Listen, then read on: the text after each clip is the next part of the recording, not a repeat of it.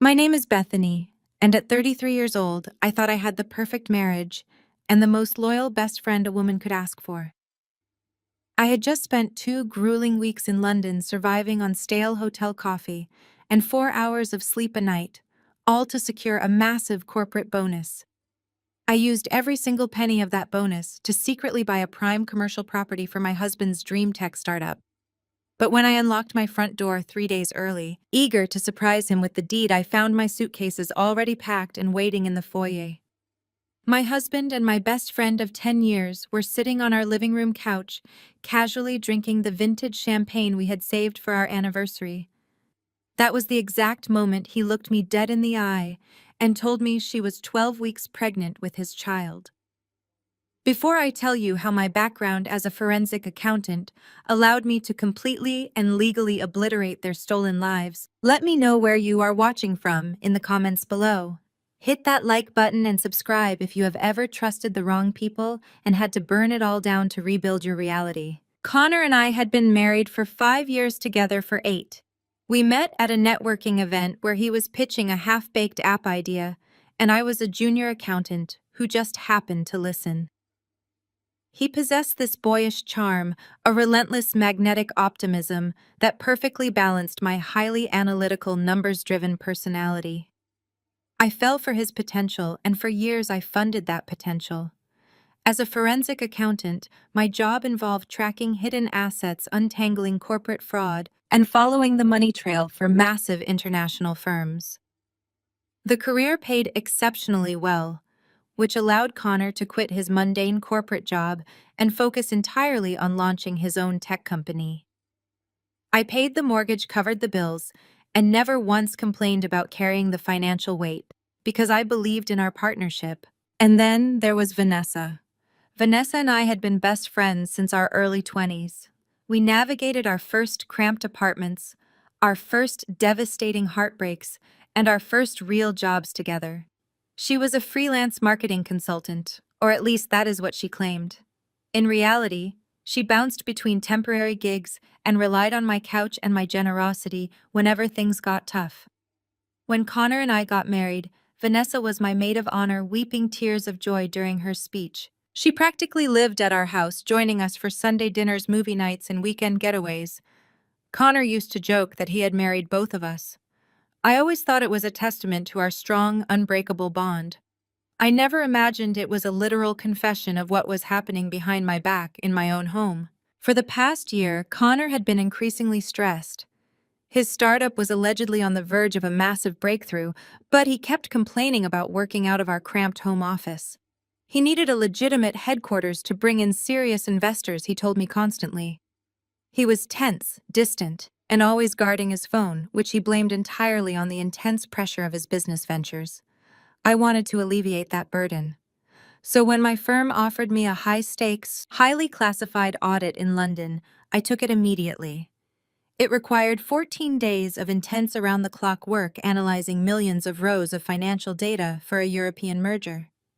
The bonus attached to the project was staggering.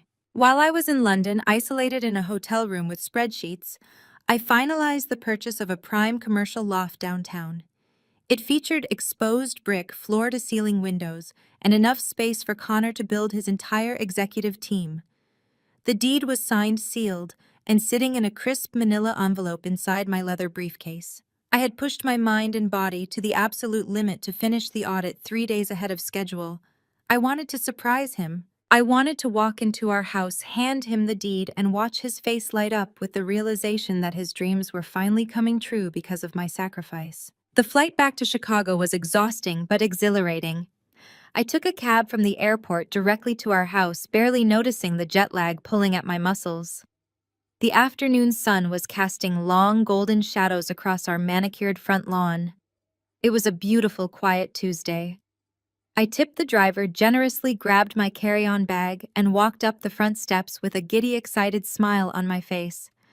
I quietly turned my key in the lock, imagining Connor hunched over his laptop in the den, completely unaware that his life was about to change. The moment I pushed the heavy wooden door open, the silence of the house felt entirely wrong.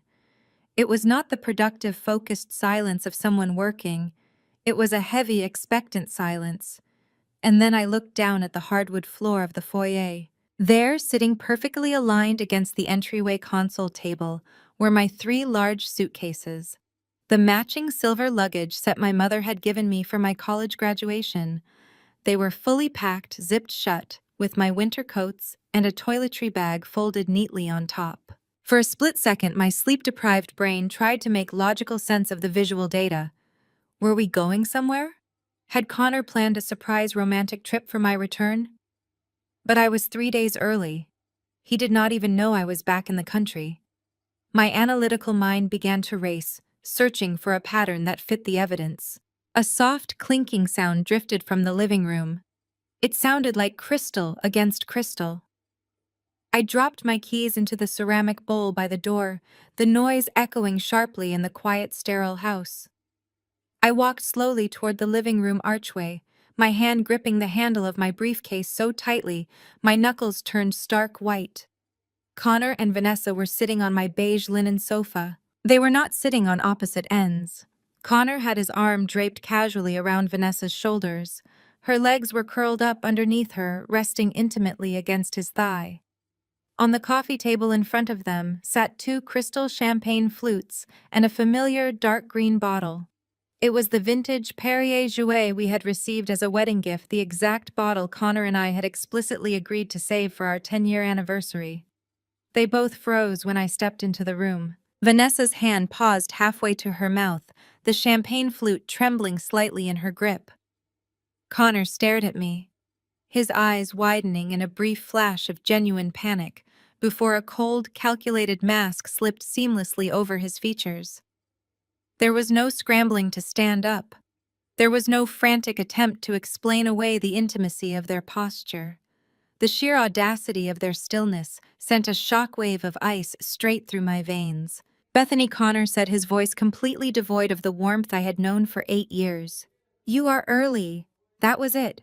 Not hello, not an explanation, just a sterile observation of my schedule. "What are my suitcases doing by the door?" I asked, my voice sounding detached, as if it belonged to a stranger observing a crime scene. I looked at the champagne bottle, then at Vanessa, who was now avoiding my gaze by staring intently at the rim of her glass. "Why are you drinking our anniversary champagne with my best friend on a Tuesday afternoon?" Connor slowly removed his arm from Vanessa's shoulders. He leaned forward, resting his elbows on his knees, and looked at me with an expression of pure, unadulterated clinical detachment. It was the look of a man executing a business transaction. "We need to have a conversation," he said smoothly. "And honestly, your arriving early just rips the Band-Aid off. I was going to call you in London tonight to explain the logistics of the situation, but since you are here, we will just handle it now." Handle what I demanded, my briefcase feeling heavier by the second. The deed inside it suddenly felt like a cruel, elaborate joke. My forensic mind was automatically piecing together the timeline, the late nights, the hidden phone screens, the sudden influx of Vanessa's presence in our home. Vanessa finally looked up at me. Her eyes were not apologetic. They held a strange, triumphant gleam that I had never seen before. She placed her hand flat against her lower stomach, a deliberate, agonizingly slow movement designed to inflict maximum psychological damage. "Connor and I are together, Bethany," Vanessa said, her voice dripping with a fake, breathy sweetness that made my stomach churn. "We have been together for a long time. It just happened. You were always working, always gone on business trips, always so intensely focused on your numbers. Connor needed someone who was actually present, someone who could give him a real family." The room started to spin. The walls of the house I paid the mortgage on felt like they were collapsing inward. A real family. I repeated the words, tasting like ash in my mouth. Connor stood up, straightening his expensive designer shirt, a shirt I had bought for him. "Vanessa is pregnant, Bethany. She is 12 weeks along. We are going to have a baby." 12 weeks. My brain instantly calculated the date. March. They had conceived a child in my bed while I was buried in tax season audits, working 90-hour weeks to keep our finances afloat. And because she is entering her second trimester, her doctor stressed that she needs absolute peace. Connor continued, his tone entirely devoid of empathy. She needs a calm, stress-free environment to ensure the baby develops properly.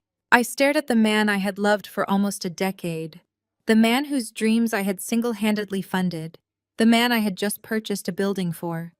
He was standing in our living room, casually explaining that he had impregnated my best friend, speaking to me as if I were a minor inconvenience he was trying to reschedule on his calendar. "And what does that have to do with my bags by the door?" I asked, though the horrifying reality was already clicking perfectly into place. Connor crossed his arms over his chest, looking down at me. "I packed your things this morning. I want you to take them and leave the premises immediately. You being here is going to cause unnecessary drama, and Vanessa cannot be subjected to your negative energy right now. You need to go." I stood there staring at the man I had married. My brain was a highly calibrated machine trained to process complex financial discrepancies and locate hidden patterns. But right now it was struggling to process the sheer audacity of his demand. "Leave the premises immediately." He spoke the words with the practiced ease of a corporate manager terminating an underperforming employee. He had clearly rehearsed this moment for weeks, perfecting his posture and his tone to ensure he maintained absolute control over the narrative. I took a slow breath, forcing oxygen into my burning lungs. The scent of the expensive candles I had bought for our anniversary filled the air, mocking me. "This is my house, Connor," I said, keeping my voice perfectly level, refusing to let the devastation bleed into my words. "I pay the mortgage. I pay the property taxes. I paid for the very same couch you are currently sitting on. You do not get to evict me from a home that I entirely fund." Connor scoffed and crossed his arms over his expensive designer shirt. "Let us not make this about money, Bethany," he replied, his tone dripping with condescension. "This is about what is best for the baby. Vanessa is carrying my child. She is entering a crucial stage of her pregnancy, and her doctor explicitly stated that she needs a stress-free environment. She needs peace to ensure the baby develops properly." He looked me up and down with an expression that bordered on absolute disgust. "You do not bring peace, Bethany. You bring stress. Your energy is entirely negative. You are so analytical, so cold, and so utterly obsessed with your career that you drain the life out of any room you enter. Vanessa and I are trying to build a new family here, a warm, nurturing family. We simply cannot have your toxic presence contaminating this space. It is not healthy for Vanessa, and it is certainly not healthy for my unborn child. You need to gather whatever dignity you have left and walk out that door." The staggering hypocrisy of his words hit me like a physical blow. He was standing in a living room that my cold, analytical energy had paid to furnish, from the custom window treatments down to the imported wool rug beneath his feet. He was drinking vintage champagne that I had bought to celebrate a future he was actively destroying. Yet he was twisting reality with breathtaking arrogance to make himself the valiant protector of a fragile new family, while casting me as the villain who needed to be swiftly banished. Before I could point out the monumental absurdity of his logic or mention the commercial property deed sitting in my briefcase, he reached into the breast pocket of his shirt. He pulled out a crisp white envelope and held it out toward me like a peace offering to a hostile combatant. I did not move to take it. "Take it, Bethany," he insisted, pushing the envelope closer to my chest. "It is a hotel voucher. I booked you a room at the Marriott downtown for 3 nights. I even paid for it out of my own account, so you do not have to worry about the expense. It is worth $500. That gives you 72 hours to figure out your next steps, contact a realtor, and find a new place to lease." I think that is more than generous, considering the circumstances. I stared at the white envelope suspended in the air between us. He was dismissing a 5-year marriage and an 8-year relationship with a prepaid hotel voucher that barely covered the cost of the organic groceries I bought for this house every single week. The sheer undeniable insult of it was almost worse than the infidelity itself. He truly believed he could buy my quiet compliance for $500 and send me packing into the night without a fight. "I want a clean break." Connor continued, his tone remaining brisk and businesslike. I will have my lawyer draft up the divorce papers by the end of the week. We can make this simple and amicable if you cooperate. Just take your bags, go to the hotel, and let us start our lives in peace. Do not make this harder than it has to be, Bethany. Walk away with some grace. That was the exact moment Vanessa finally decided to speak. She shifted on the beige linen sofa, uncurling her bare legs and placing her feet softly on the polished hardwood floor. She smoothed down the fabric of her flowing maternity dress, a dress I instantly recognized because I had lent it to her 2 months ago when she claimed she had nothing nice to wear to a job interview. The betrayal was woven into her clothes. She looked up at me with wide, sorrowful doe eyes. It was a masterful performance. If I did not know her so intimately, I might have actually believed the profound sadness etched across her delicate features. Bethany, I am so incredibly sorry, Vanessa whispered. Her voice was thick with manufactured emotion, trembling just enough to sound genuine to anyone else in the room. I swear to you on my life we never meant for this to happen. We never set out to hurt you or ruin your marriage. But sometimes the universe has other plans for us. Connor and I just connected on a soul level that neither of us could ignore or deny. We tried to fight it for your sake. We really did try to stop it. She stood up slowly, moving with an exaggerated, cautious fragility that made my stomach violently churn. She walked over to stand directly beside Connor, and he immediately wrapped his arm protectively around her waist, pulling her close against his side. She leaned into him, resting her head against his broad shoulder, playing the part of the vulnerable, expectant mother perfectly. Then she placed her right hand flat against her lower stomach, gently stroking the fabric of my dress over her barely visible pregnancy. I hope someday you can look back and find it in your heart to forgive us. Vanessa continued, her voice dropping to a sickly, sweet, weaponized register. I hope you can understand that true love cannot be paused for convenience. This baby is an absolute miracle, Bethany. And while I know you are hurting right now, I truly believe this is exactly how things were always meant to unfold for all of us. You will find someone who matches your intense drive and your corporate ambition. But Connor and I, we are meant to be a family. We hope you can eventually learn to be happy for us. No hard feelings. The absolute brazenness of her final words hung heavy in the stagnant air. No hard feelings. My best friend of 10 years, the woman who had stood beside me as my maid of honor, had slept with my husband, in my own bed, conceived a child with him, and was now offering me shallow platitudes about the universe and true love, while literally wearing my clothing. She was deliberately framing my utter devastation as a necessary stepping stone for her own romantic fairy tale ending. A lesser woman might have screamed loudly. A weaker woman might have thrown the heavy ceramic key bowl at their smug heads or fallen to her knees and begged for an explanation that made sense. But I was not weak, and I was not prone to useless emotional outbursts that yielded zero results. The initial blinding shock had burned away, leaving behind a cold, crystallized, and terrifying resolve. I realized in that precise, echoing second that any reaction I gave them would only fuel their twisted, delusional narrative. If I yelled, I would only prove Connor right about my toxic and aggressive energy. If I cried, I would hand Vanessa the ultimate satisfaction of being the undisputed victor in a competition I never even knew I was playing. I absolutely refused to give them anything they could use against me. I looked from Connor to Vanessa, committing every single detail of their smug, expectant faces to my permanent memory. I reached out with a perfectly steady hand and took the white envelope from the outstretched fingers of Connor. The thick paper felt rough against my skin. Without saying a word, I turned my back on them. I walked back into the foyer where my 3 silver suitcases were still lined up like tin soldiers against the console table. I grabbed my 2 large heavy bags. I opened the heavy front door, letting the warm late afternoon air wash over my face.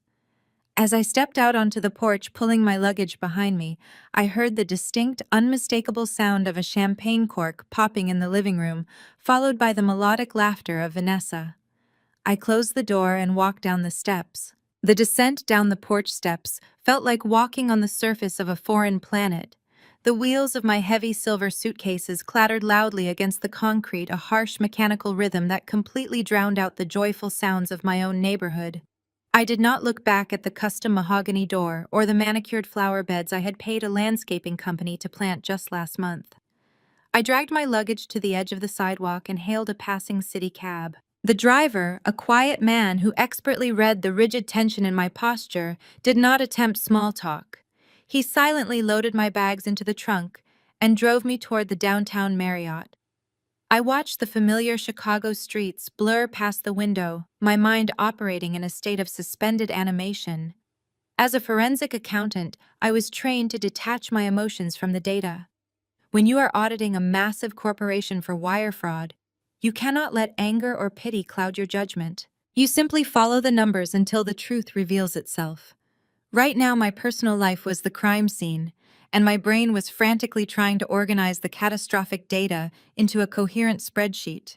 The hotel lobby was a chaotic blend of tourists and business travelers. I stepped up to the front desk and handed the clerk the prepaid voucher Connor had so graciously provided. The clerk typed on his keyboard, his eyes scanning the screen before glancing up at me with a practiced, neutral expression. He handed me a plastic key card for a standard room on the fourth floor.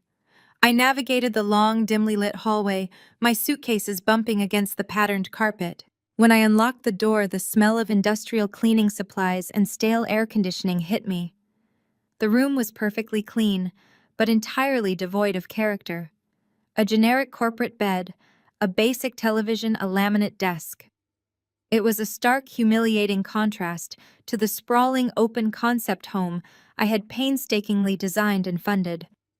I left my bags by the door and walked slowly to the edge of the bed. I sat down on the stiff mattress, resting my hands on my knees. The silence in the hotel room was absolute. I stared at the blank wall opposite the bed, waiting for the inevitable. Connor was arrogant, but he was also deeply dependent on his family. His parents, Richard and Beatrice, worshipped the ground he walked on. They were a proud, image-conscious couple who frequently bragged to their country club friends about their brilliant entrepreneurial son and his highly successful accountant wife. I had personally funded their last 3 anniversary vacations to Europe. I had quietly paid off Richard's luxury car lease when his retirement investments took a minor hit. I knew without a shadow of a doubt that Connor would have to tell them about the impending divorce. I also fully expected them to be utterly horrified.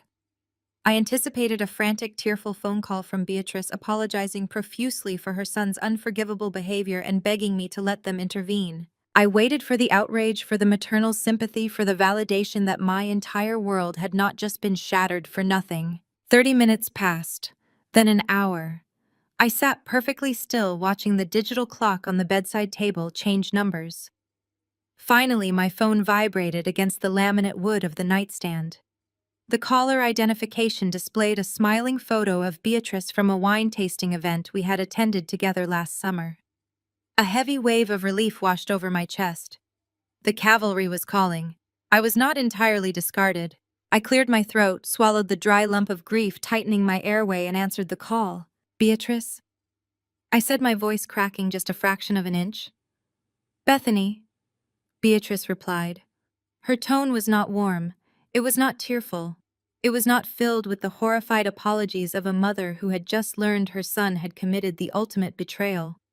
Her voice was sharp, crisp, and entirely composed. It was the exact tone she used when scolding a waiter for bringing her the wrong vintage of wine. Connor just called us, Beatrice continued, wasting zero time on pleasantries. He informed his father and me that you came home early from your business trip and created quite an uncomfortable situation at the house today. He said you were being incredibly difficult about the living arrangements. I blinked, staring blankly at the generic hotel art hanging on the wall. I created an uncomfortable situation. I repeated, my brain struggling to process the staggering distortion of reality. Beatrice, he had his pregnant mistress sitting on my sofa drinking my anniversary champagne. He kicked me out of the home that I pay for. I heard a heavy, exasperated sigh on the other end of the line. Let us not be dramatic, Bethany. Connor explained everything to us. He explained that Vanessa is carrying our grandchild. That is a blessing. A beautiful, unexpected blessing. And frankly, given the current circumstances, you causing a hysterical scene is the absolute last thing this family needs. The relief that had warmed my chest evaporated, leaving behind a freezing, desolate void. The data was shifting. The pattern was changing. I was expecting an ally, but I was currently speaking to a hostile witness. A blessing, I whispered, my grip tightening on the phone. He slept with my best friend Beatrice. He completely destroyed our marriage. Well, maybe if you had been a real wife to him, he would not have needed to look elsewhere. Beatrice snapped her polite facade, vanishing entirely. You cannot honestly be surprised by this, Bethany. You are a cold, workaholic bean counter. You spend 90 hours a week buried in spreadsheets and corporate audits. You fly off to London for weeks at a time. Connor is a passionate, visionary man. He needs a warm, naturally maternal woman to support him. He needs someone who is actually present to nurture his dreams. Vanessa is providing that for him. She is giving us a grandchild. You just gave us tax returns. The cruelty of her words was so precise, so surgically targeted at my deepest insecurities, that it literally stole the breath from my lungs. She was actively blaming me for my husband impregnating my best friend. She was weaponizing my career, the exact same career that had quietly funded her luxury vacations and her husband's car payments. She was erasing my financial sacrifices and reducing my entire worth to my inability to provide a biological child, while I was busy keeping their precious son out of bankruptcy. You are defending him, I stated, the terrifying reality finally solidifying in my mind.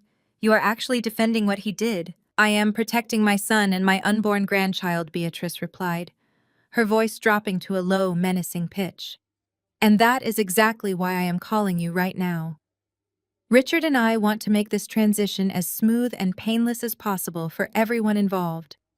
Connor has generously provided you with hotel accommodations to give you time to sort out your personal logistics. We expect you to handle this divorce quietly and professionally. I sat motionless on the edge of the hotel bed, listening to the woman I had called family for 8 years actively orchestrate my erasure. You will not cause a scene, Beatrice commanded. You will not post anything about this on social media. You will not reach out to our mutual friends and try to paint Connor as the villain. And most importantly, Bethany, you will not ask for alimony or attempt to claim any stake in his new technology startup. He is on the verge of a massive breakthrough, and that money belongs to his new family. You make plenty of money at your accounting firm. You will walk away clean. And if I do not, I asked, my voice dropping to a dead flat calm. Beatrice let out a short, humorless laugh. Do not test us, Bethany. We have excellent lawyers. We have resources you cannot even begin to comprehend. We will protect Connor at all costs. We will drag out the legal proceedings until you are buried in legal fees and stress. We will make sure everyone in our social circle knows exactly what kind of neglectful, frigid wife you were. You do not want to go to war with this family. Take the high road. Sign the papers when Connor sends them. Let him build his life with Vanessa in peace. The line went dead. I lowered the phone from my ear. The screen went dark, reflecting my own face back at me in the quiet, sterile hotel room. A single tear escaped, rolling down my cheek and landing silently on my pristine, tailored suit pants. I wiped it away with the back of my hand. I did not cry again. The shock was entirely gone now. The devastating sorrow of losing my husband and my best friend was instantly eclipsed by something much darker and infinitely more powerful. Beatrice had just confirmed exactly what I was dealing with. This was not just a case of a cheating husband. This was a fully united front. Connor, Vanessa, Richard, and Beatrice were all standing together, operating under the shared delusion that I was a weak, emotional workaholic who would simply fold under their collective pressure. They genuinely believed I would shrink away into the shadows, too humiliated and intimidated by their social standing to fight back.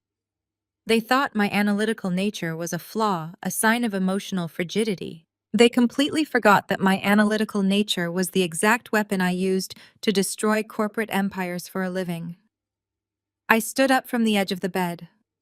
I walked over to my large silver suitcase and unzipped the main compartment.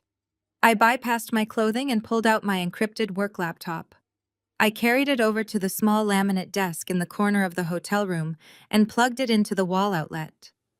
I opened the screen and watched it illuminate the dark room with a bright blue glow. Beatrice was right about one thing. I was a cold bean counter. I understood numbers better than I understood people. Numbers never lied. Numbers never slept with your best friend. Numbers never called you on the phone to gaslight you into abandoning your own home.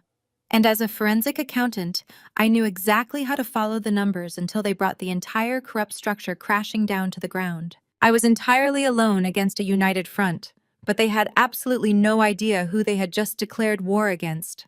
I cracked my knuckles, placed my fingers over the keyboard, and began to trace the money. The harsh morning sunlight creeping through the gap in the heavy hotel curtains finally forced me to blink. I had spent the entire night hunched over my laptop, staring at the initial layers of our joint financial statements. My eyes were burning and my spine was rigidly locked from sitting in the cheap laminate desk chair for 8 consecutive hours. Despite the physical exhaustion, my mind was operating with terrifying crystal-clear precision. I was just beginning to map out the preliminary architecture of Connor's spending habits when my cell phone shattered the absolute quiet of the room. It vibrated violently against the faux wood grain of the desk, a relentless mechanical buzzing that signaled a massive and sudden influx of data. I assumed Connor was finally sending his list of demands, or perhaps Beatrice was calling back to deliver another round of highly polished corporate-styled threats. I reached for the device, my fingers stiff and cold, and swiped the screen awake.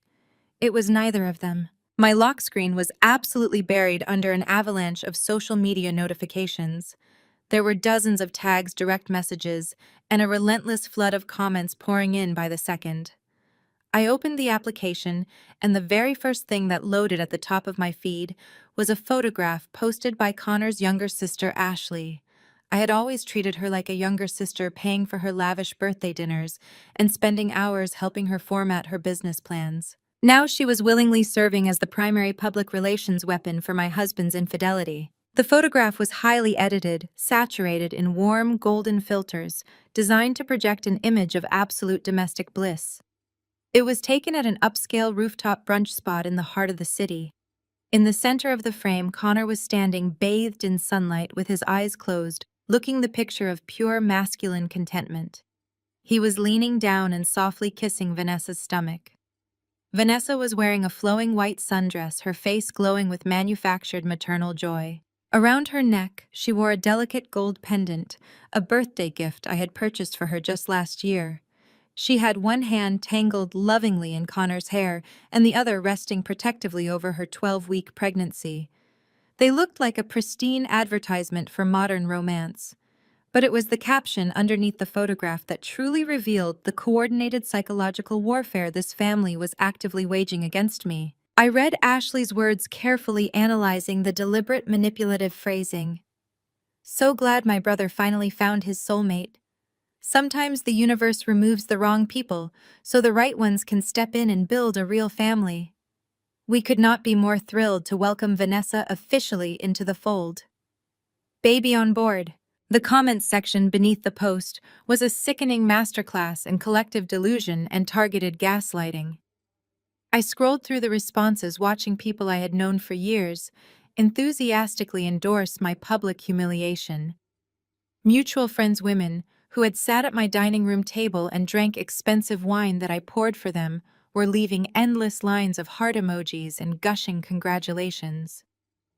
Another comment from a man Connor played golf with stated, "Finally, he has a real partner. It is about time he got out of that toxic situation." They were actively and aggressively rewriting history in real time.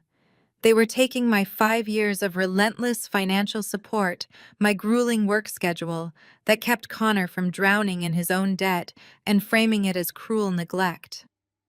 They were spinning a masterful narrative where I was the villainous, cold-hearted corporate wife who had emotionally starved her husband, forcing him to seek refuge and warmth in the arms of my incredibly selfless best friend. Vanessa was being elevated to the status of a maternal savior. Connor was being painted as a liberated man finally grasping his true destiny. And Beatrice's manicured fingerprints were undeniably smeared all over this coordinated campaign. She had commanded me to stay quiet and to take the high road while simultaneously authorizing her daughter to launch a preemptive public strike against my character. They wanted to ensure that by the time I even thought about speaking up, the entire social circle would have already accepted their sanitized, romanticized version of the betrayal. A normal person would have thrown the phone across the room in a fit of rage. But I knew that engaging in a public screaming match in a comment section was exactly what they wanted. It would make me look unhinged. It would perfectly confirm their carefully crafted narrative that I was a bitter, unstable woman lashing out at their beautiful new family. I absolutely refused to give them a single syllable of reaction.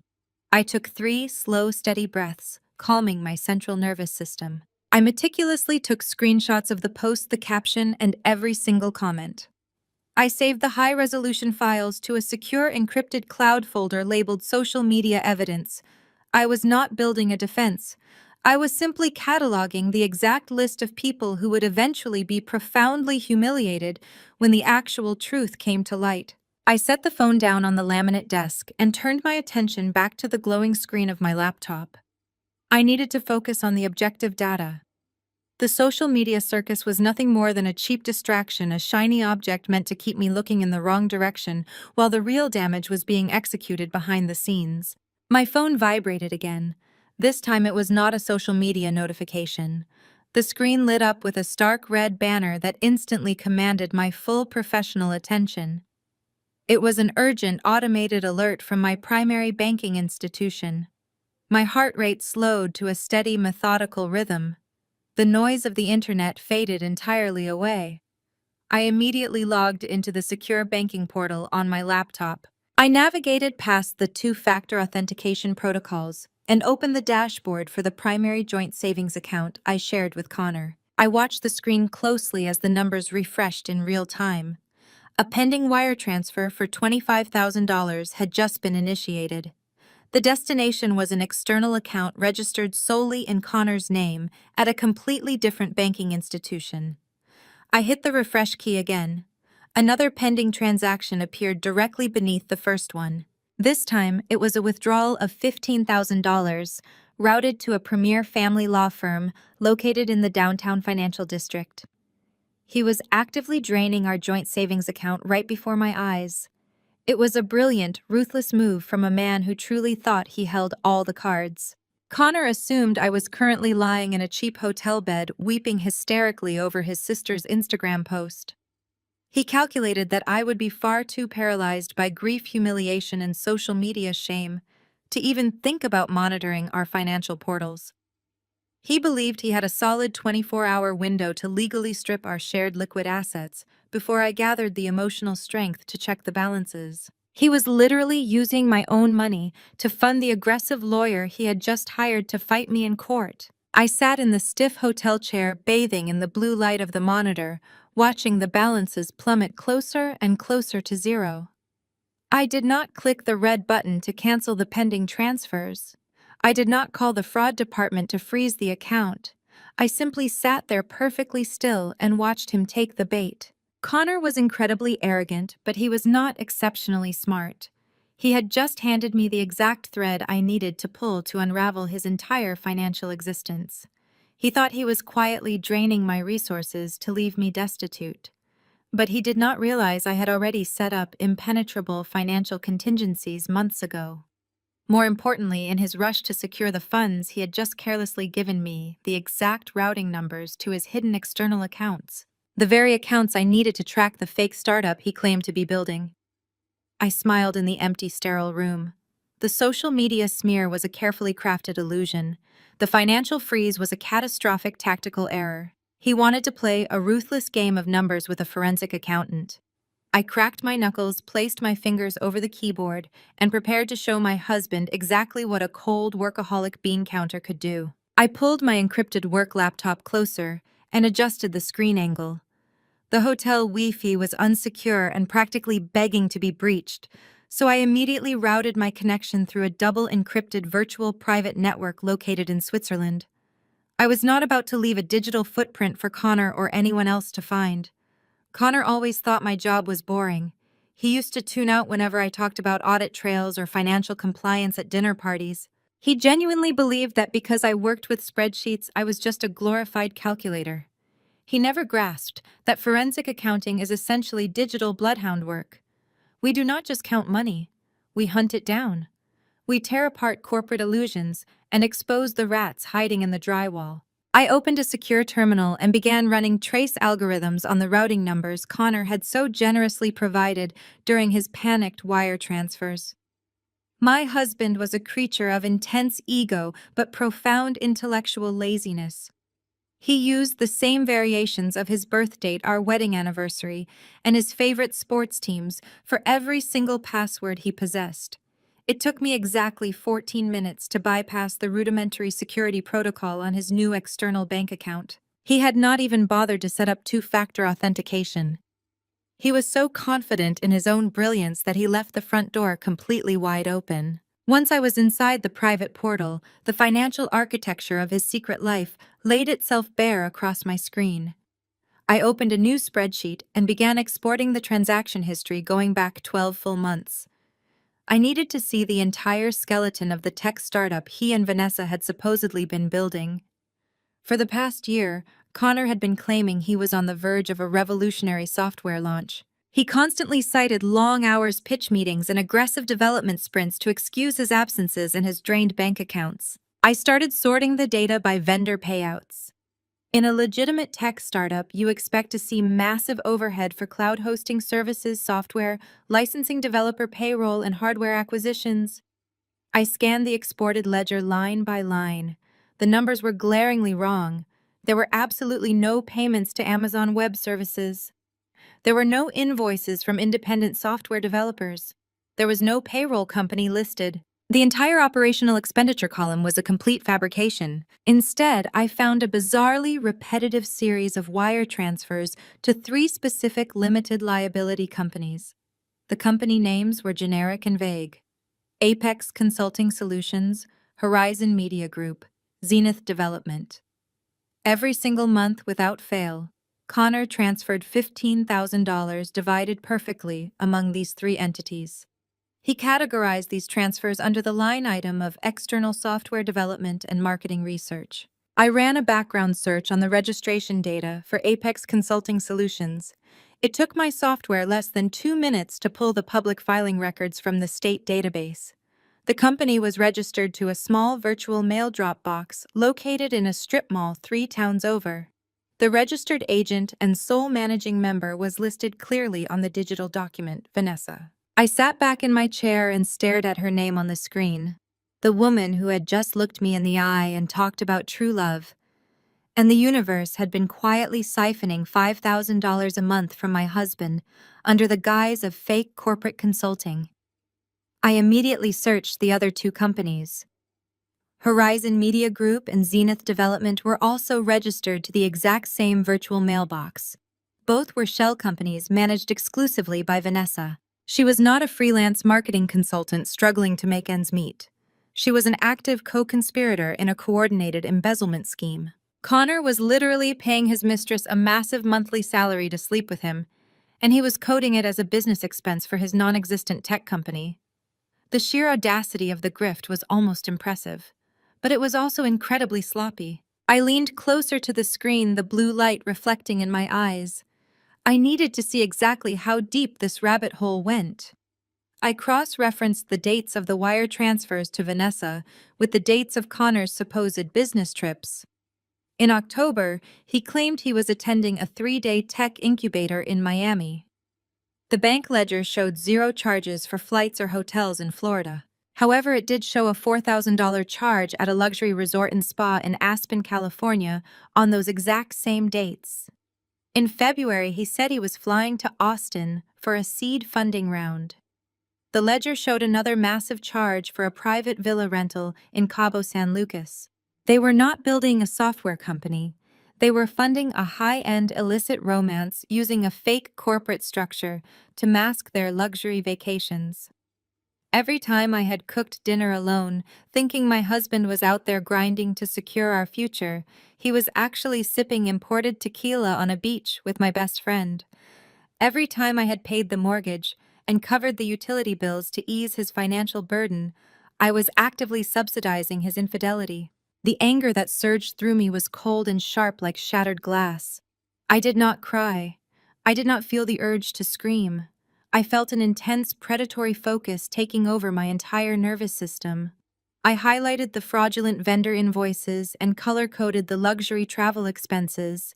I was building an irrefutable legal dossier that no divorce lawyer could ever dismantle. But as I continued to parse through the deposit column, a glaring inconsistency suddenly halted my rapid keystrokes.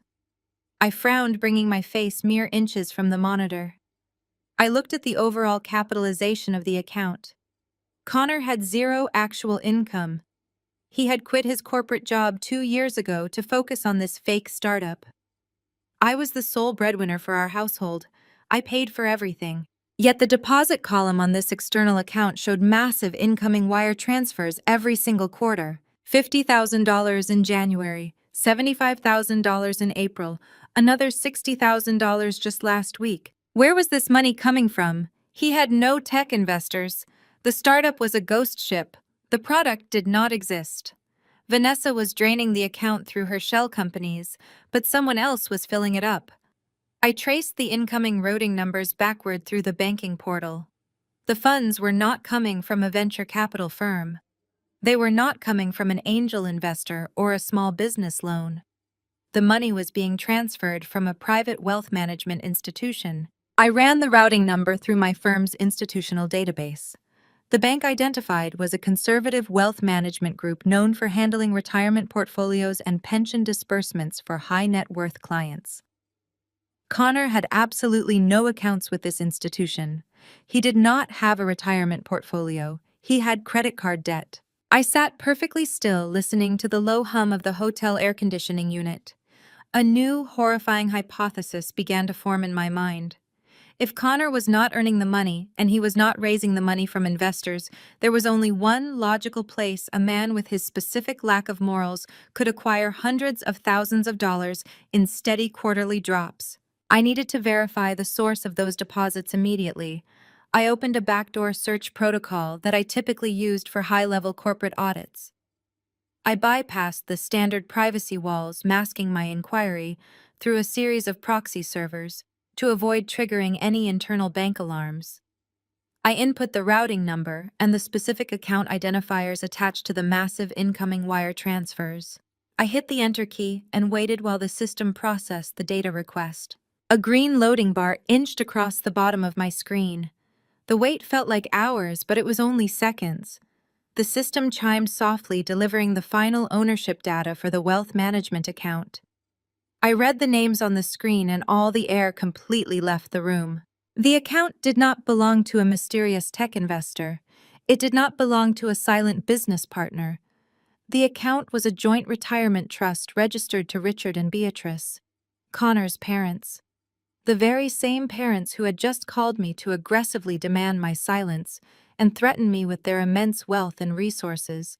My husband was not just cheating on me with my best friend, he was systematically and ruthlessly embezzling his own parents' life savings to fund the affair. The fake tech startup was nothing more than a money laundering vehicle designed to siphon retirement funds out of Richard and Beatrice's secure accounts and funnel them directly into Vanessa's fraudulent shell companies. Connor was the authorized financial proxy for his aging parents. They trusted their brilliant entrepreneurial son to manage their wealth and optimize their portfolios. Instead, he was bleeding them absolutely dry. He was stealing their future to buy Vanessa designer maternity clothes and luxury vacations in Cabo. And Beatrice, that arrogant, cruel woman, who had just belittled my career and praised Vanessa as a warm maternal savior, had absolutely no idea that her precious golden boy was actively bankrupting her. She was defending the very woman who was currently cashing her stolen retirement checks. I stared at the glowing names on the screen.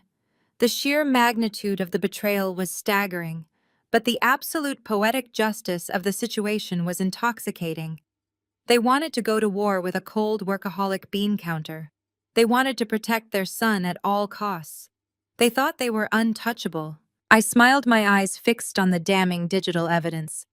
I pressed a single button on my keyboard and downloaded every single wire transfer, every fake invoice, and every stolen deposit onto an encrypted flash drive. The trap was set. The game had completely changed. I was no longer just a discarded wife. I was the executioner, and I was going to burn their entire delusional world to the ground. The encrypted flash drive felt small and insignificant in my palm, but it contained the absolute destruction of Connor's entire existence. I pulled it from the side of my laptop and slipped it into the inner zippered pocket of my briefcase, securing the digital evidence of his massive federal wire fraud. I leaned back in the cheap hotel chair. The adrenaline that had fueled my forensic dive was beginning to settle into a cold, hard resolve. Connor believed he had orchestrated the perfect crime. He believed he had left me utterly paralyzed by betrayal and completely destitute. I glanced at the banking portal still open on my screen. He was currently busy executing the very next phase of his amateur plan. I watched in real time as another notification popped up on the dashboard. This time it was our primary joint checking account. A withdrawal of $12,000 had just been initiated. It was a bold, aggressive move. Connor was attempting to strip the last remaining liquid assets we shared. He wanted to make absolutely sure I could not afford to hire a decent divorce attorney. He wanted me desperate and compliant. I smiled at the glowing numbers on the screen. Connor was so consumed by his own arrogance that he never bothered to actually look at the account architecture. He only looked at the available balance. For the past 8 months, I had noticed minor inconsistencies in his spending. Unexplained. ATM withdrawals and strange credit card charges that he quickly dismissed as business expenses for his fake tech startup. My instincts as a forensic accountant had kicked in long before my instincts as a wife ever did. I never confronted him because I needed concrete proof, but I did take immediate precautions. I quietly went to my human resources department and rerouted my entire corporate salary into a newly established private account at a completely different banking institution. I left just enough automated transfers going into our joint checking account to cover the mortgage and the basic utilities so Connor would not notice the structural change. What Connor was currently draining was not my money. He was draining a sophisticated line of credit attached to the joint checking account. A line of credit that was heavily tied to his own personal business credit cards. The $12,000 he just gleefully transferred to his private account was essentially a cash advance against his own mounting debt. He was legally binding himself to a massive financial liability, assuming full ownership of an account saddled with a staggering 28% interest rate. I had carefully structured the primary account holder status to default to him 6 months ago under the guise of helping him build his corporate credit score for his startup. He had signed the paperwork without reading it, just like he always did. By draining that specific account to pay his aggressive divorce lawyer, Connor was literally paying to destroy his own credit rating. I sat in the sterile hotel room and let him take every single penny of his own debt. I did not make a single phone call to stop him. With the immediate financial traps firmly set and operating exactly as planned, I shifted my attention to the most important piece of leverage he thought he held over me. The house. Connor had stood in my living room and boldly evicted me from my own property. He told me Vanessa needed a stress-free environment and claimed my negative energy was toxic to his new family. He firmly believed that because we were married and living in the house together, he was entitled to half its value in the impending divorce. He thought he could force me to buy him out or sell the property and split the equity, giving him a massive cash windfall to start his new life with Vanessa. I opened a secure email client and composed a message to Jonathan, a senior partner at a highly prestigious property law firm downtown. Jonathan was not my divorce lawyer. He was the primary executor of my late grandfather's estate. My grandfather was a brilliant, austere man who amassed a quiet fortune in commercial real estate. He loved me dearly, but he possessed a deep, lingering suspicion of Connor from the very first day they met. My grandfather used to say that Connor had the eyes of a man who loved the reflection of gold more than the gold itself. Before my grandfather passed away, he established a deeply complex, ironclad, irrevocable trust to manage my inheritance. He specifically designed the legal framework to protect my assets from any future marital disputes. When Connor and I found the sprawling open-concept home in the suburbs, we wanted to buy it immediately. Connor had just quit his corporate job to focus on his fake startup, so his income verification was non-existent. I told him not to worry, and that I would handle the financing through my family trust. I handled all the paperwork, all the closing documents, and all the legal filings. Connor was so eager to move into a luxury home and show it off to his friends that he never asked to see the final deed. He simply assumed his name was added to the title by default because we were legally married. I typed out a brief, urgent message to Jonathan requesting a complete review of the property deed and the specific protection clauses embedded in the irrevocable trust. I needed absolute concrete verification before I made my next move. I hit send and waited. The hotel room was completely silent, except for the rhythmic ticking of the digital clock on the nightstand. I paced the narrow space between the bed and the window, looking out at the city skyline. I was entirely alone, but I did not feel lonely. I felt like a general surveying a battlefield, plotting the precise coordinates for an artillery strike. My phone buzzed on the desk 30 minutes later. It was an incoming call from Jonathan. I answered immediately. Jonathan did not waste time with pleasantries. He knew my professional style and respected my need for direct communication. "I received your email, Bethany," Jonathan said, his voice steady and professional. "I have just pulled the master file for the residential property you currently occupy. I reviewed the original closing documents, the title registration, and the specific stipulations of your grandfather's irrevocable trust." And I asked, my voice perfectly calm. Jonathan rustled some papers on his end of the line. "The legal architecture is completely impenetrable. The property was purchased entirely with funds generated from the trust.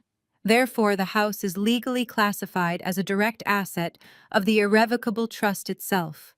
You are listed as the sole primary beneficiary of that trust. Connor is not listed on the deed.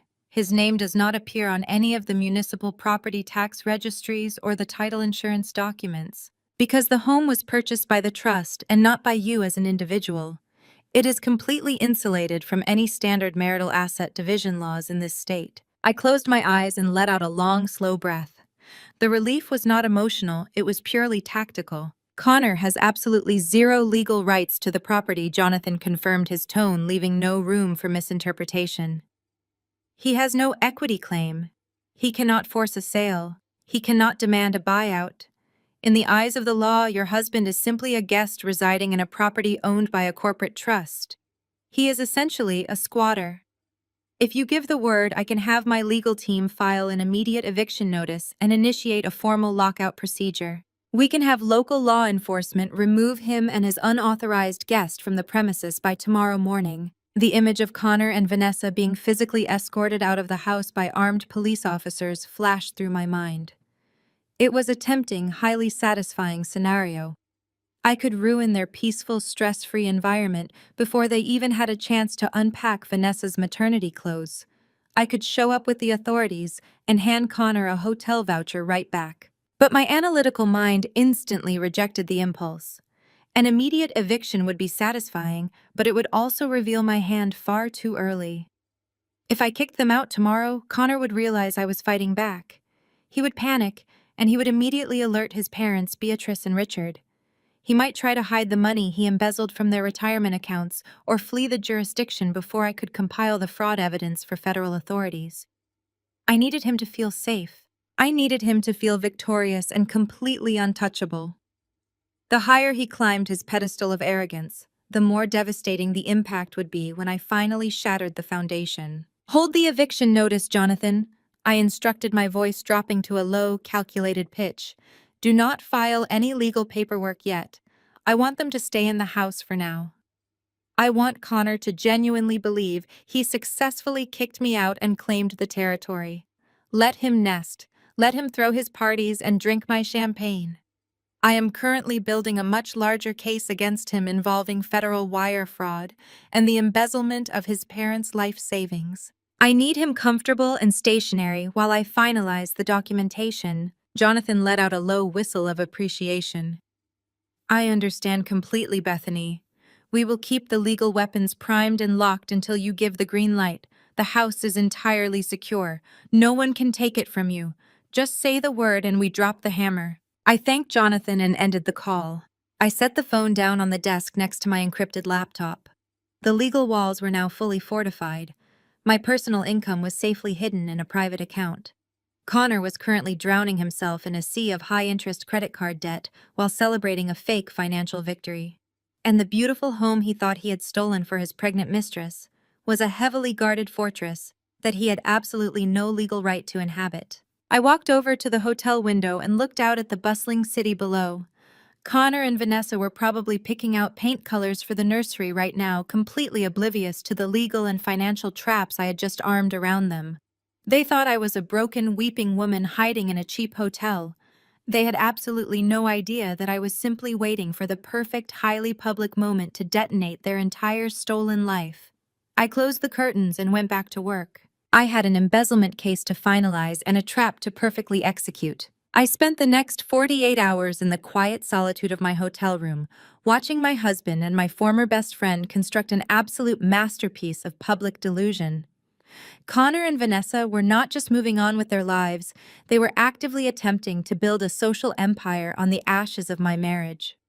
Through the secure, anonymous social media monitoring accounts I had established, I watched them fast-track their entirely fabricated reality.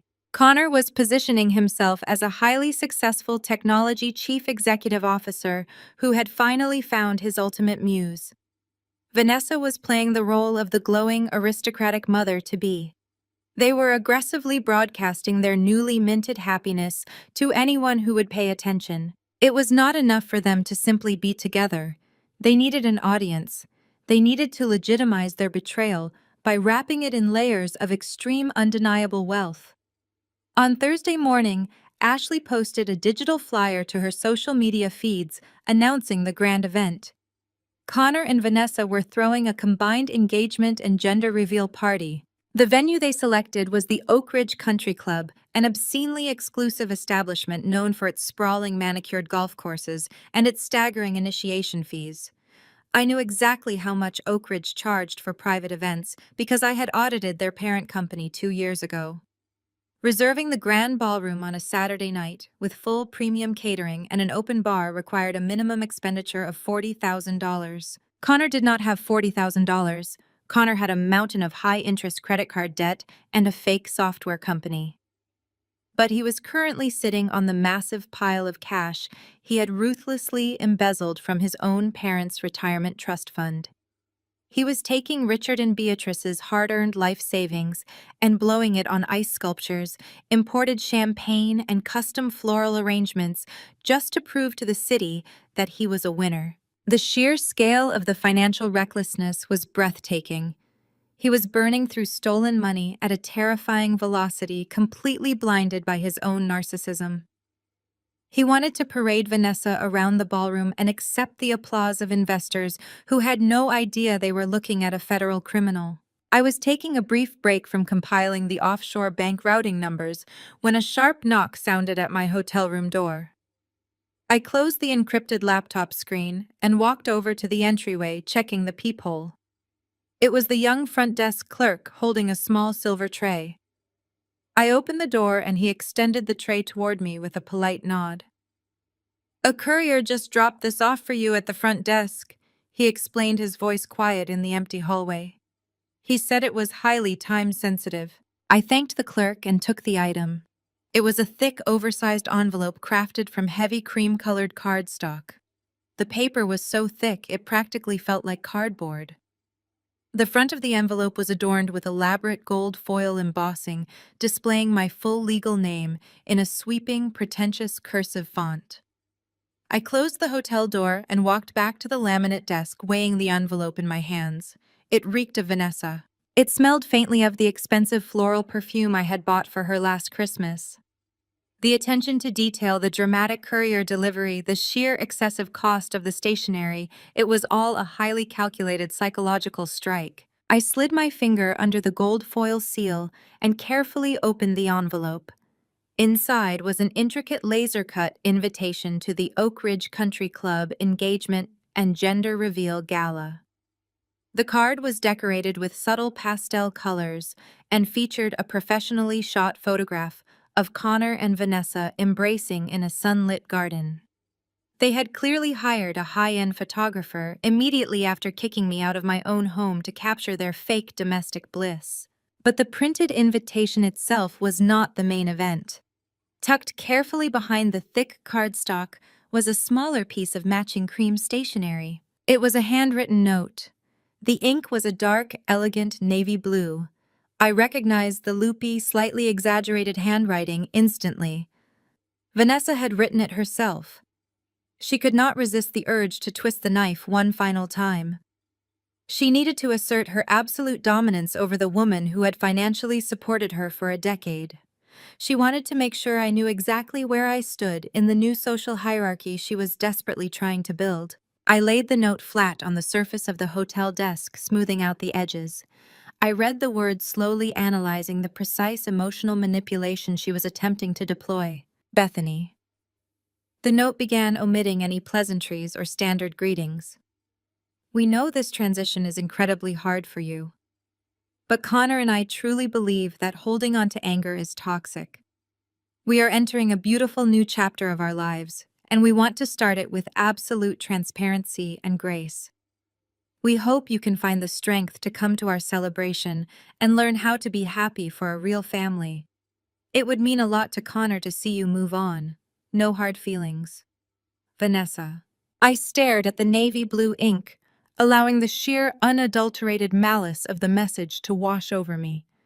It was a masterpiece of passive-aggressive cruelty. It was a deliberate pity invitation. She did not actually want me at the country club. She wanted me to sit in this cheap hotel room, holding her $40,000 invitation, weeping over the fact that she had stolen my husband and my future. She wanted me to feel so thoroughly defeated and humiliated that I would never dare to show my face in public again.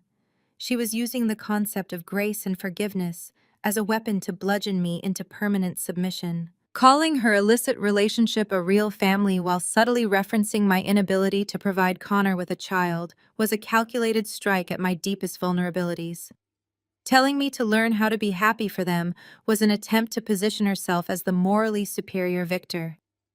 And the final sign off no hard feelings was the ultimate dismissal of my entire existence. She was telling me that my pain was irrelevant.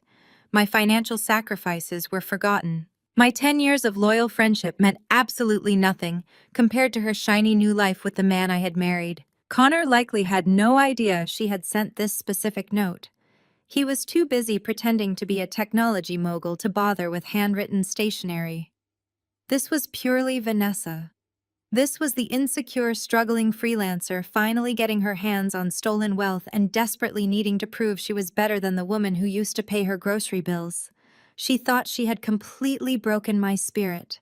She thought I was a fragile, wounded bird hiding in the dark, waiting to fade into obscurity. I did not tear the note into pieces. I did not cry. I carefully placed the handwritten letter and the gold-embossed invitation into a clear plastic document folder and set it next to my encrypted laptop. It was yet another piece of pristine evidence. It established their exact timeline, their staggering financial expenditures, and their utter lack of remorse. I opened my laptop and navigated to the custom website listed at the bottom of the invitation. The landing page featured a countdown clock to the gender reveal and a registry link asking for donations to their new baby fund instead of traditional gifts. The brazen greed was almost hypnotic. I clicked on the digital response form. The screen prompted me to select whether I would be attending the grand celebration at the Oak Ridge Country Club. I typed in my full legal name. I moved the cursor over the confirmation button. I selected yes. I submitted the form, ensuring that my name was officially registered on their guest list. I wanted them to see the notification. I wanted Vanessa to experience a brief spike of panic, wondering if the broken wife was actually crazy enough to show up to the most important social event of her stolen life. But I was not just going to show up empty-handed. The invitation clearly stated that gifts were optional but highly appreciated. A real family celebrating a beautiful new chapter deserved a truly unforgettable present. I closed the web browser and opened the master forensic dossier I had been building for the past 3 days. The digital file was massive, containing hundreds of pages of offshore bank routing numbers, fake vendor invoices, Cayman Islands money laundering protocols, and irrefutable proof that Connor had entirely drained his parents' retirement trust. I connected to the secure Hotel Business Center printer via my encrypted network. I hit the print command and listened to the steady, rhythmic hum of the machine down the hall, turning digital destruction into physical reality. I was going to compile the most comprehensive, devastating financial audit of my entire career.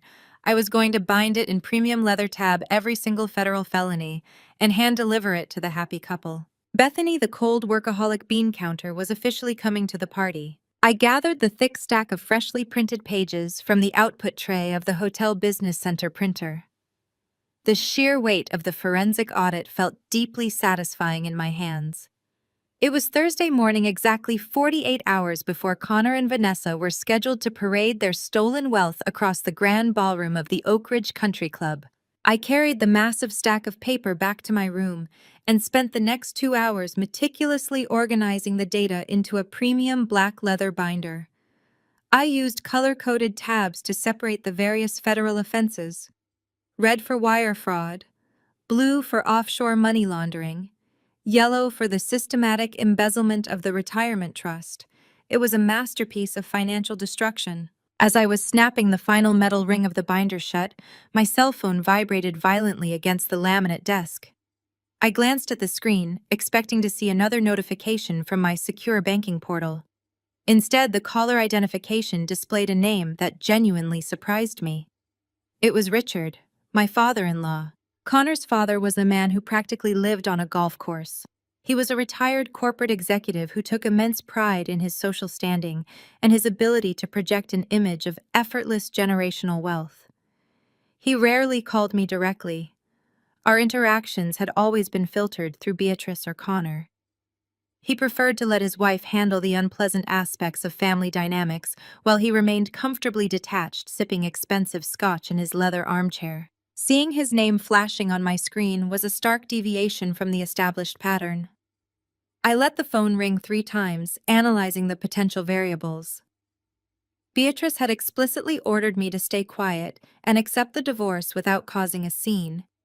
If Richard was calling me now, he was either acting on Beatrice's orders to deliver another round of threats, or he was operating entirely outside of her knowledge. I pressed the answer button and brought the phone to my ear. I did not offer a polite greeting. I simply waited. Bethany, Richard said, his voice dropping to a harsh, urgent whisper. "Are you there? I need to speak with you quickly." I could hear the distinct sound of a bathroom exhaust fan running in the background. He was hiding. The proud, wealthy patriarch of the family was huddled in a bathroom trying to conceal a phone call from his own wife. "I am here, Richard," I replied, keeping my tone perfectly neutral. "What do you want?" He cleared his throat, a nervous, defensive sound. "Bethany, I know things are incredibly tense right now.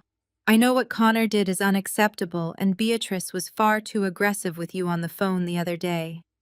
We are just trying to navigate a very complicated family situation. I want you to know I have always respected you." I did not interrupt his pathetic attempt at diplomacy. I simply let the silence stretch out, forcing him to sit in his own discomfort. "Look," Richard continued, his voice growing even more strained. "I am calling you because I am in a rather embarrassing bind and I need your help. A temporary favor just between the two of us. Beatrice cannot know I am asking you this.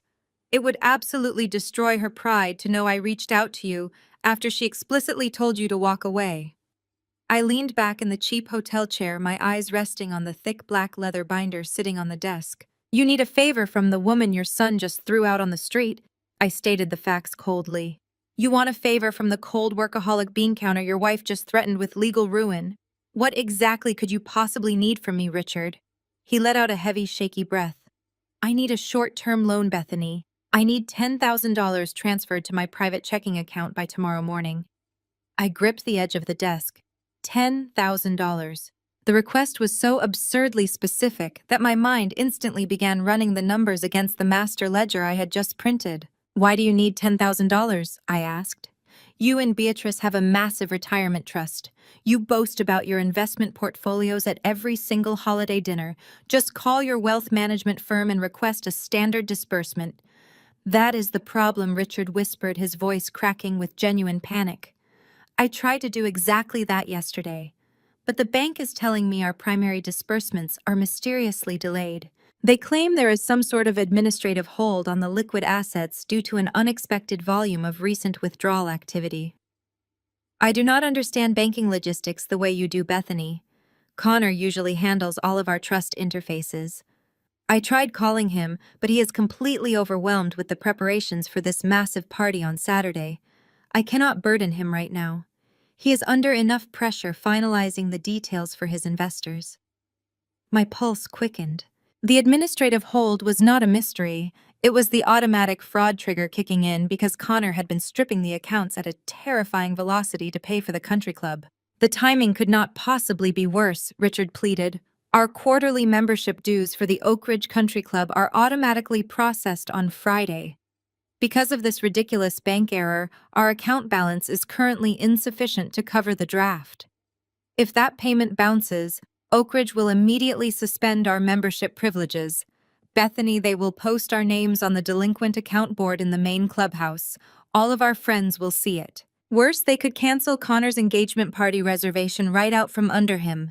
He has investors flying in. It would be an absolute social and professional catastrophe for this family. I know the club bylaws because you audited them last year. They do not grant extensions for failed payments. I will pay you back the moment the bank clears this administrative error. I promise you with full interest. Just $10,000, Bethany. Please." I stared at the ceiling of the hotel room, the pieces of the puzzle locking together with devastating clarity. Connor had not just embezzled their future. He had drained the absolute last drop of liquid capital from their trust to pay the $40,000 venue deposit for the party and buy Vanessa's engagement ring. He had literally left his parents with zero operating cash. The administrative hold was the bank freezing the remaining fractions of the account to investigate the suspicious activity. Richard was begging the woman he had just discarded to save him from the public humiliation his own son was secretly causing. The sheer tragic irony of the situation was almost intoxicating.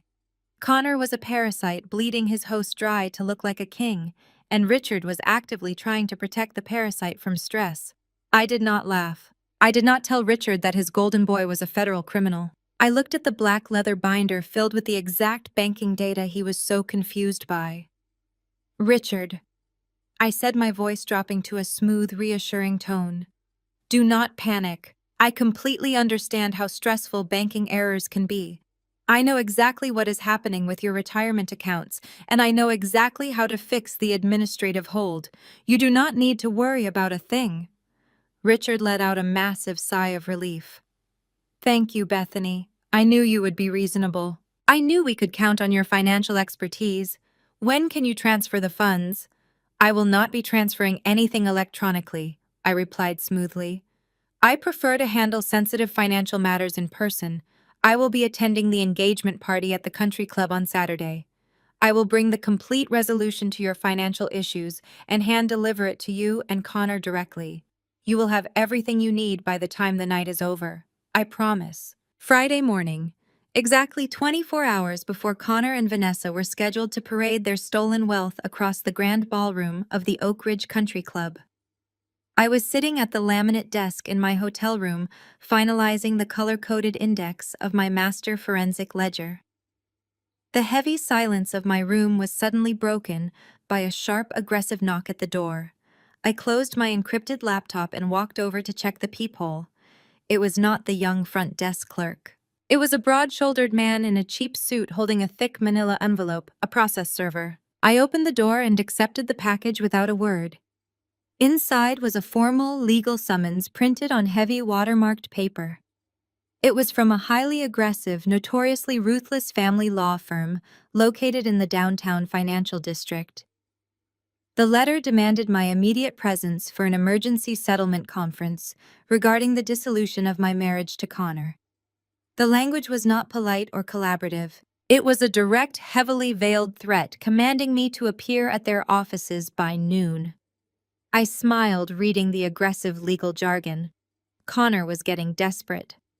With his parents' retirement accounts frozen by the bank's automated fraud triggers and his stolen cash rapidly depleting, he needed to secure his ultimate prize before the walls closed in around him. He needed the house. I changed into a conservative muted gray suit. I pulled my hair back into a severe, tight bun and purposely skipped my usual makeup routine. I wanted to look exhausted, diminished, and thoroughly defeated. I wanted to give them exactly the broken, terrified woman they expected to see. I took a city cab to the law firm, mentally rehearsing my performance the entire way. The office was explicitly designed to intimidate. It featured dark mahogany paneling, heavy leather chairs, and sweeping views of the city skyline. A receptionist with a cold, professional smile escorted me into a massive, glass-walled conference room.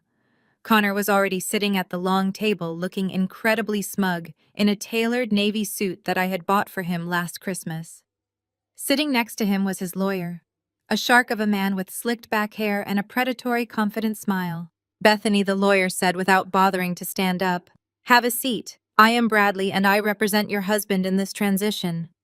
I sat down slowly, keeping my posture hunched and defensive. I kept my hands folded tightly in my lap, ensuring my knuckles turned stark white. Connor did not even look me in the eye. He stared at his phone, projecting an aura of absolute boredom. "We are going to make this extremely simple, Bethany." Bradley began, his voice dripping with condescension. "My client has been exceedingly generous with you thus far. He provided you with temporary lodging and asked for a quiet, amicable separation so he could focus on his new family and his rapidly expanding technology company. But unfortunately, we have discovered some deeply troubling information regarding your recent activities." I widened my eyes, injecting a perfect note of forced panic into my expression. "What are you talking about?" I asked, my voice trembling just a fraction. Bradley slid a glossy black folder across the polished mahogany table. "We have concrete evidence that during your recent business trip to London, you engaged in corporate espionage. We have digital logs suggesting you accessed my client's proprietary software architecture and attempted to solicit his foreign investors. Furthermore, we have preliminary financial audits indicating you deliberately embezzled startup capital from his domestic accounts before he was forced to remove your access." The sheer audacity of the lie was breathtaking. They were projecting Connor's exact crimes onto me. They had fabricated an entirely fictional narrative where the cold corporate wife was actively sabotaging the brilliant visionary husband. Connor was trying to use my legitimate, exhausting corporate audit trip against me to force my compliance. I looked at Connor, my chest heaving with manufactured anxiety. "Connor, you know that is not true," I said, my voice cracking perfectly. "I was working for my firm. I barely slept. I was trying to secure a bonus for us, for our future." Connor finally looked up from his phone. His eyes were completely devoid of empathy. "It is over, Bethany," he said coldly. "Stop lying. We have the data. Vanessa actually helped me uncover the discrepancies in the ledger. She has a brilliant eye for these things. You tried to ruin my company because you were jealous of my success." I dug my fingernails into my palms to prevent myself from laughing out loud. Vanessa, the woman who had set up 3 fake shell companies to launder stolen retirement funds, had apparently helped him uncover my fictional embezzlement. It was a masterclass in psychological projection. Bradley leaned forward, resting his elbows on the table. "Fraud is a federal offense, Bethany. Corporate espionage will absolutely destroy your career. If we take this evidence to the authorities, your accounting license will be permanently revoked. Your firm will terminate you immediately. You will be facing massive civil litigation and potential prison time. You will lose absolutely everything." I let out a sharp gasp, forcing my breathing to become shallow and rapid.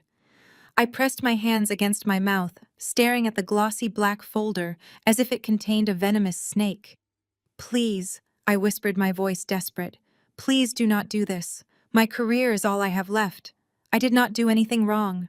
You have to believe me. Bradley smiled a cold, predatory expression that showed all of his perfectly white teeth.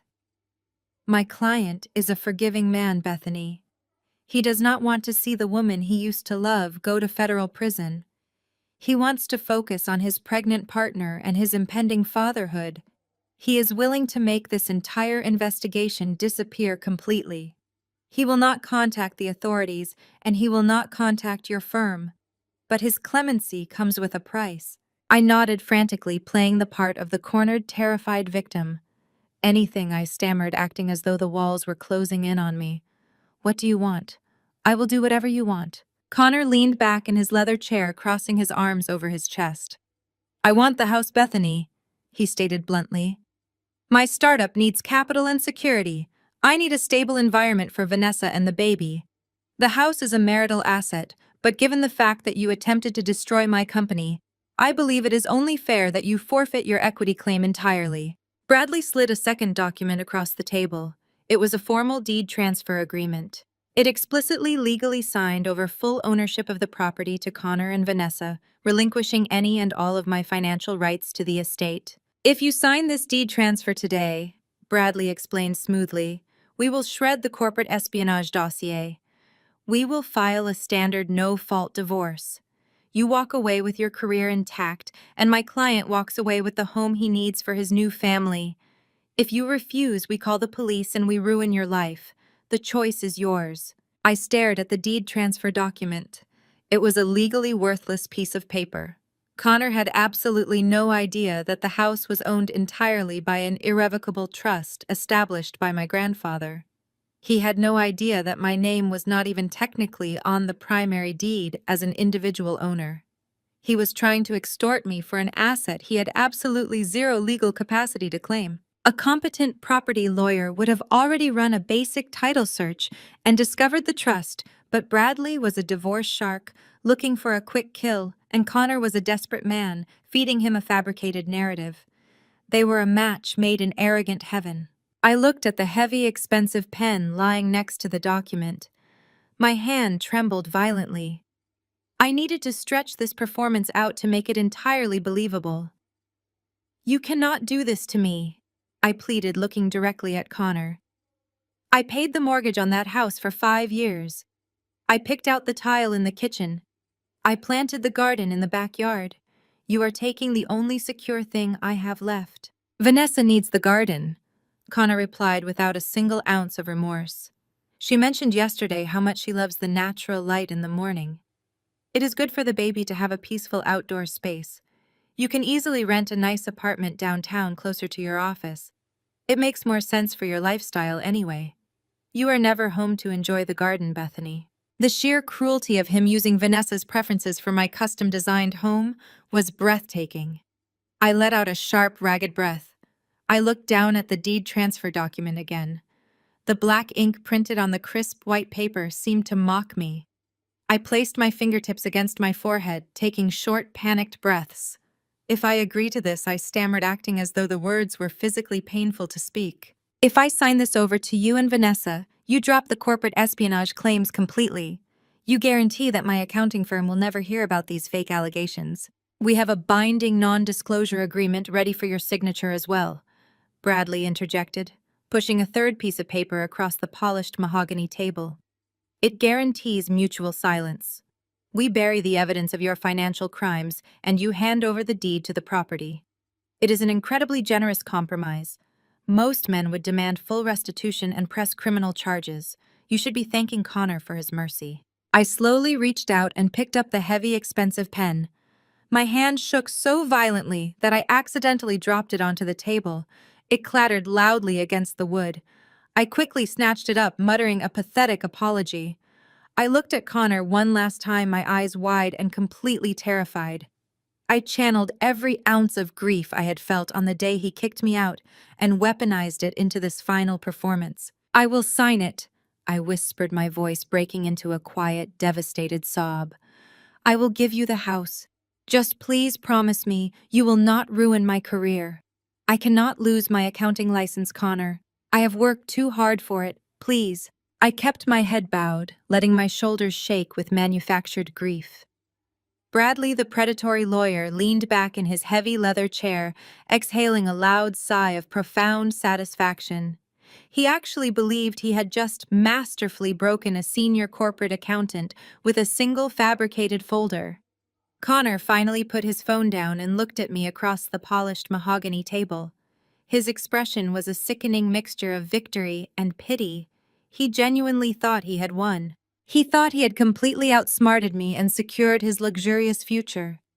Bradley tapped the table and told me he would email the deed transfer paperwork to my personal address by the end of the business day. He instructed me to print it, sign it in the presence of a public notary, and return it to his office within 48 hours.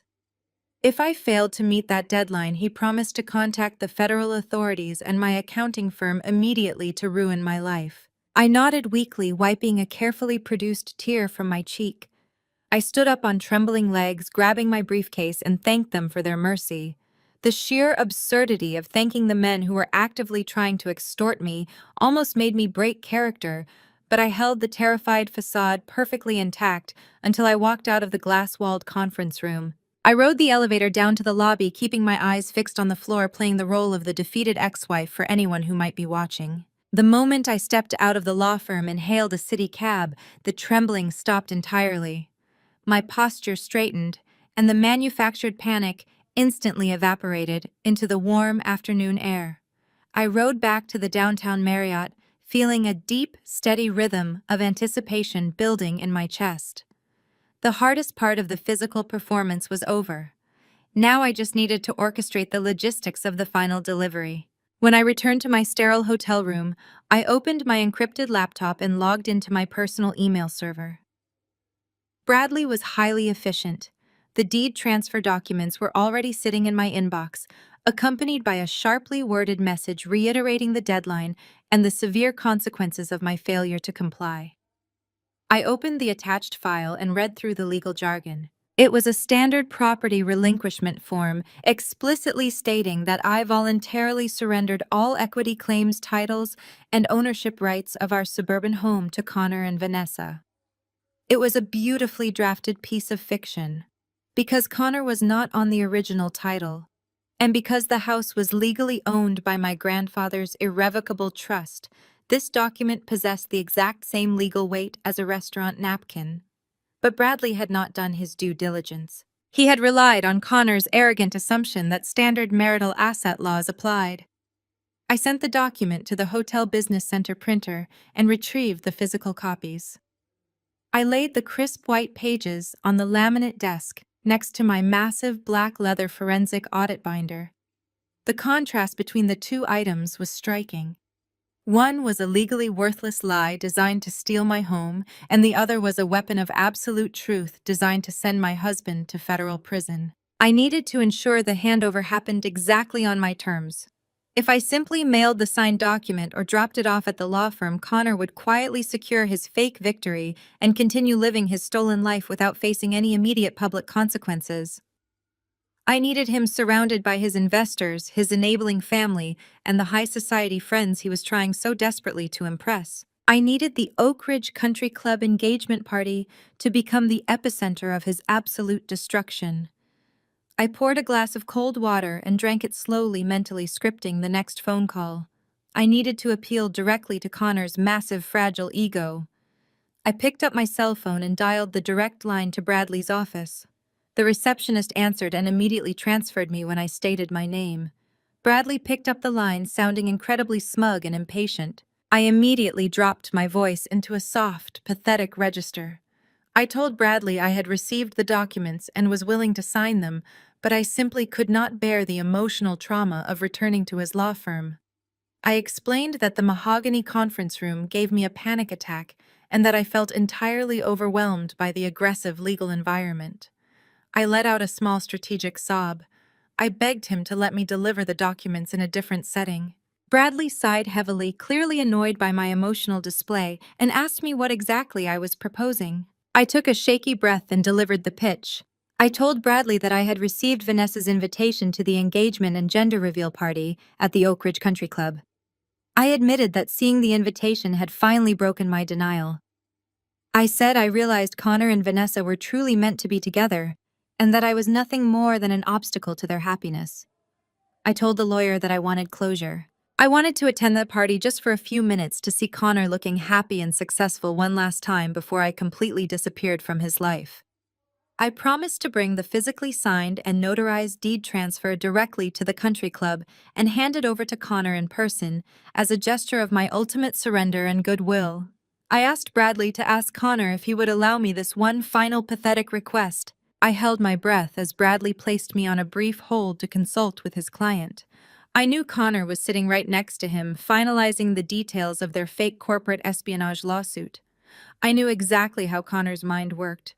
The prospect of me showing up to his lavish $40,000 party broken and defeated to physically hand him the deed to $1 million home was an absolute narcotic to his narcissism. He would not be able to resist the opportunity to parade my surrender in front of his wealthy guests. The hold music clicked off and Connor's voice came through the speaker. He sounded incredibly authoritative, playing the role of the benevolent, victorious king. He told me that my request was highly unusual and slightly pathetic, but he was willing to accommodate my need for closure. He stipulated strict conditions. He ordered me to dress appropriately to avoid speaking to his guests and to hand over the documents quickly without causing any emotional drama.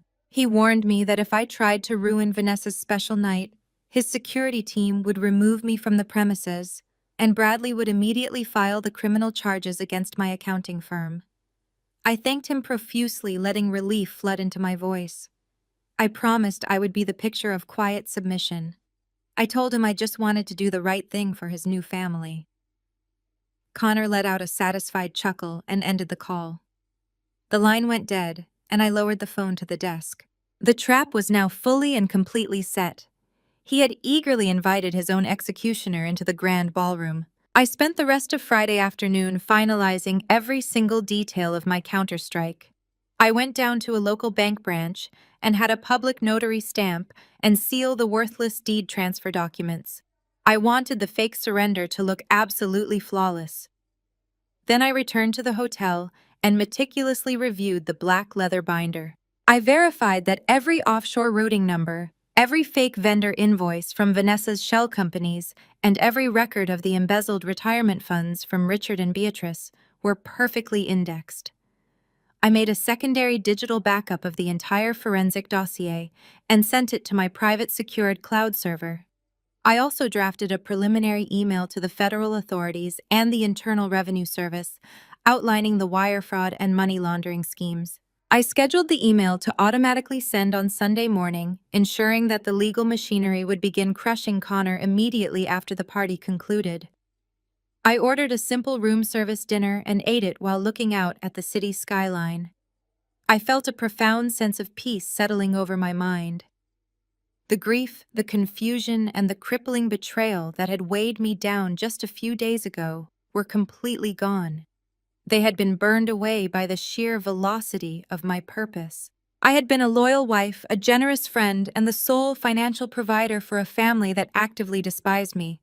Now I was simply an instrument of calculated justice. I walked over to the small hotel closet and unzipped my hanging garment bag. I carefully removed the outfit I had selected for the country club gala. I was not going to wear a subdued dress or try to blend into the background. I had chosen a stunning tailored designer suit in a deep, commanding emerald green. It was an outfit that projected absolute power and unshakable confidence. I laid the suit across the bed, making sure there were no wrinkles. I placed the heavily tabbed black leather binder next to my matching designer briefcase. Tomorrow evening, Connor expected a shattered, weeping woman to crawl up to his stage and hand him the keys to his stolen kingdom. He expected to look down at me from his pedestal of fabricated wealth and offer a sickeningly gracious smile, while his parents and his mistress cheered. He had absolutely no idea that the woman walking into that ballroom was bringing a storm that would wipe his entire existence off the map. I turned off the hotel lamp and climbed into the stiff corporate bed. I closed my eyes and fell into a deep, dreamless sleep, ready for the grand finale. Saturday evening arrived with a crisp coolness that perfectly matched my internal temperature. I stood in front of the hotel mirror, making the final adjustments to my emerald green tailored suit. The fabric draped flawlessly, projecting an aura of absolute, unshakable authority. I clipped a simple gold watch around my wrist and picked up my designer briefcase, feeling the heavy, satisfying weight of the forensic audit binder secured inside. I walked out of the hotel and stepped into the waiting town car, directing the driver to the Oak Ridge Country Club. The drive through the wealthy suburban streets was incredibly peaceful. I watched the sprawling manicured lawns pass by, knowing that the man who thought he had broken me was currently standing inside a fortress built entirely on federal wire fraud. When the car pulled up to the grand entrance of the country club, the sheer scale of Connor's financial recklessness was immediately apparent. Valets were rushing to park a line of luxury vehicles. Inside the massive double doors, the grand ballroom was an explosion of opulent pastel decorations. Crystal chandeliers cast a warm golden light over dozens of round tables covered in pristine white silk tablecloths. Massive floral centerpieces featuring imported white roses and pale pink peonies dominated the room. In the center of the space stood a towering ice sculpture carved into the shape of a stork delivering a baby. Waiters in crisp black and white uniforms circulated flawlessly, carrying silver trays loaded with premium champagne flutes and expensive hors d'oeuvres. It was a sickening display of stolen wealth. I stepped into the grand ballroom holding my briefcase securely at my side. The room was absolutely packed with the city elite. I recognized several high-profile local investors, wealthy socialites, and prominent members of Richard and Beatrice's exclusive country club circle. I spotted Beatrice standing near the main bar, wearing an elaborate designer gown, holding court with a group of older wealthy women. She was laughing loudly, projecting the image of a proud, triumphant matriarch. Richard stood nearby, sipping a glass of expensive scotch, pretending he was not currently drowning in an administrative banking freeze. They were all completely intoxicated by the illusion of their own success. I stood near the back of the room, blending into the shadows of a large floral arrangement, observing the crowd with the detached precision of a predator watching its prey. No one noticed the cold workaholic bean counter in the emerald suit. The focal point of the ballroom was a raised wooden stage bathed in bright theatrical spotlights. Suspended directly above the stage was a massive opaque black balloon adorned with gold ribbons waiting to be popped for the gender reveal. A small jazz band finished playing their set and stepped away from the main microphone stand. A hush fell over the elegant crowd as Connor and Vanessa finally made their grand entrance. They walked up the steps to the stage, hand in hand, looking like a perfectly styled advertisement for domestic bliss. Connor was wearing a custom-tailored tuxedo that fit his broad shoulders perfectly. Vanessa was wearing a flowing, shimmering gown that highlighted her 12-week pregnancy. She had her hair styled in soft, romantic waves and wore the engagement ring paid for by Richard's retirement fund proudly on her left hand. The crowd erupted into enthusiastic applause. Connor smiled brightly, raising his free hand to acknowledge the wealthy investors and country club friends he was actively defrauding. He stepped up to the microphone, tapping it gently to ensure it was working. The rhythmic tapping echoed loudly through the cavernous ballroom, commanding absolute silence from the captive audience. "Thank you all for coming tonight," Connor began, his voice smooth, deep, and dripping with manufactured humility.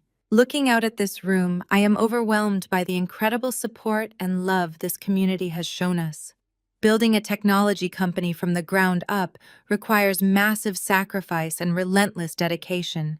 But standing here tonight with my beautiful partner Vanessa and our growing family, I know that every single late night and every single hardship was absolutely worth it." Beatrice clapped loudly from the front row, wiping a fake tear from her eye.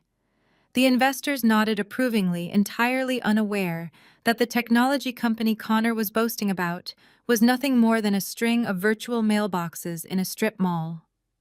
Vanessa leaned her head against Connor's shoulder, playing the role of the devoted, supportive muse with sickening perfection. "We brought you all here tonight to celebrate new beginnings."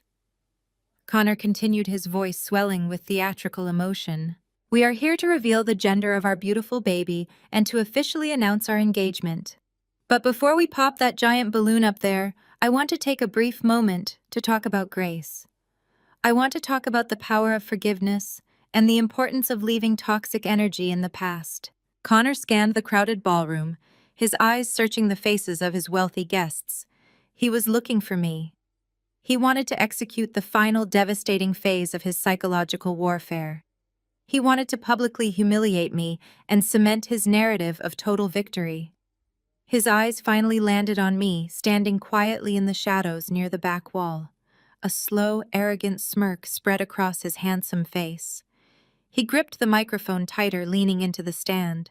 "Tonight is about moving forward," Connor announced, locking his gaze directly onto mine. "And moving forward means making peace with the past. We actually have a very special guest with us this evening. My former wife, Bethany, has graciously decided to join our celebration."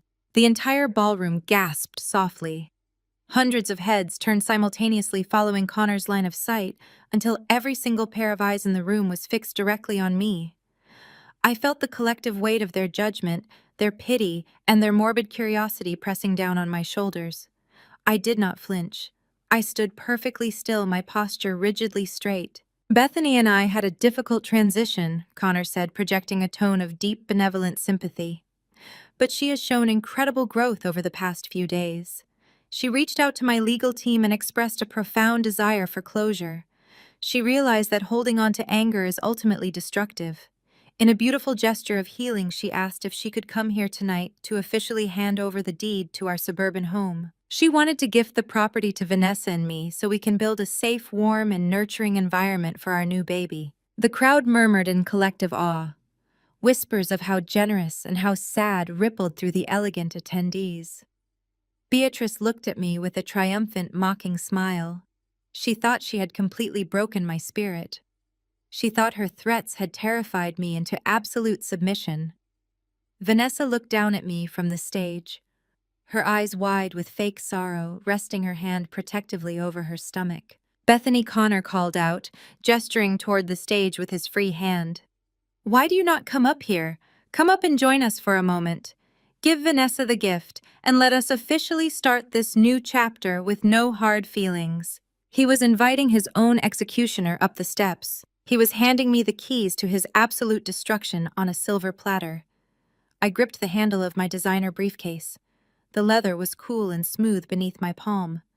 I took a slow, deliberate breath and began to walk forward. The sea of wealthy guests parted slowly as I made my way toward the front of the grand ballroom. The silence in the room was absolute, broken only by the rhythmic clicking of my heels against the polished hardwood floor. I did not look at the ground. I kept my chin elevated and my eyes locked directly on the man standing on the spotlighted stage. I walked past tables covered in expensive imported floral arrangements and half-empty champagne flutes. I walked past investors who had unknowingly poured their personal wealth into a non-existent software platform. I walked directly past Beatrice, who was watching me with an expression of supreme, arrogant satisfaction.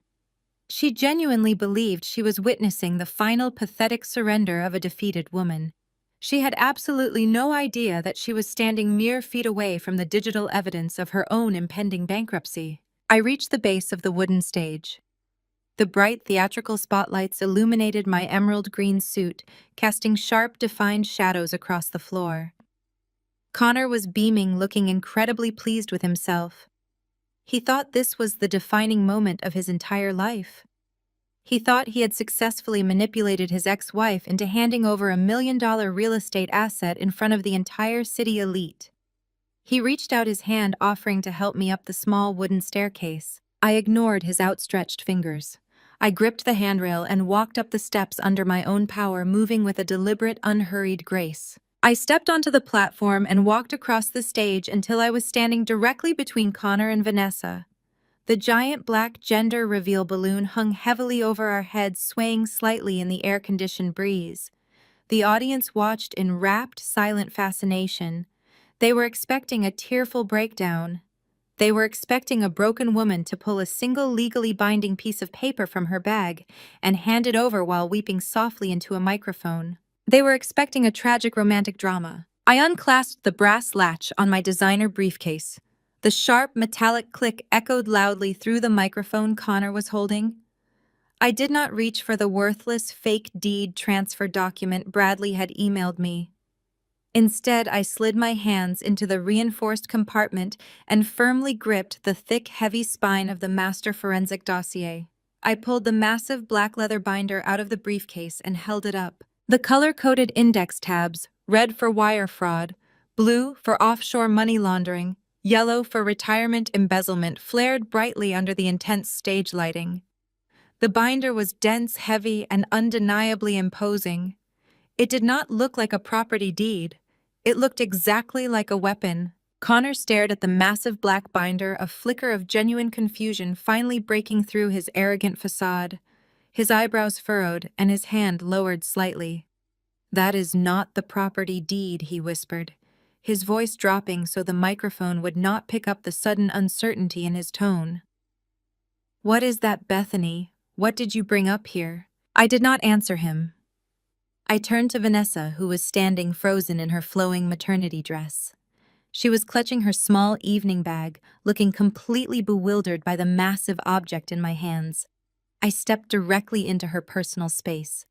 Before she could react or take a step backward, I reached out with my free hand and firmly grabbed the microphone she was holding loosely in her fingers. I pulled the microphone smoothly from her grasp, establishing absolute physical control over the stage.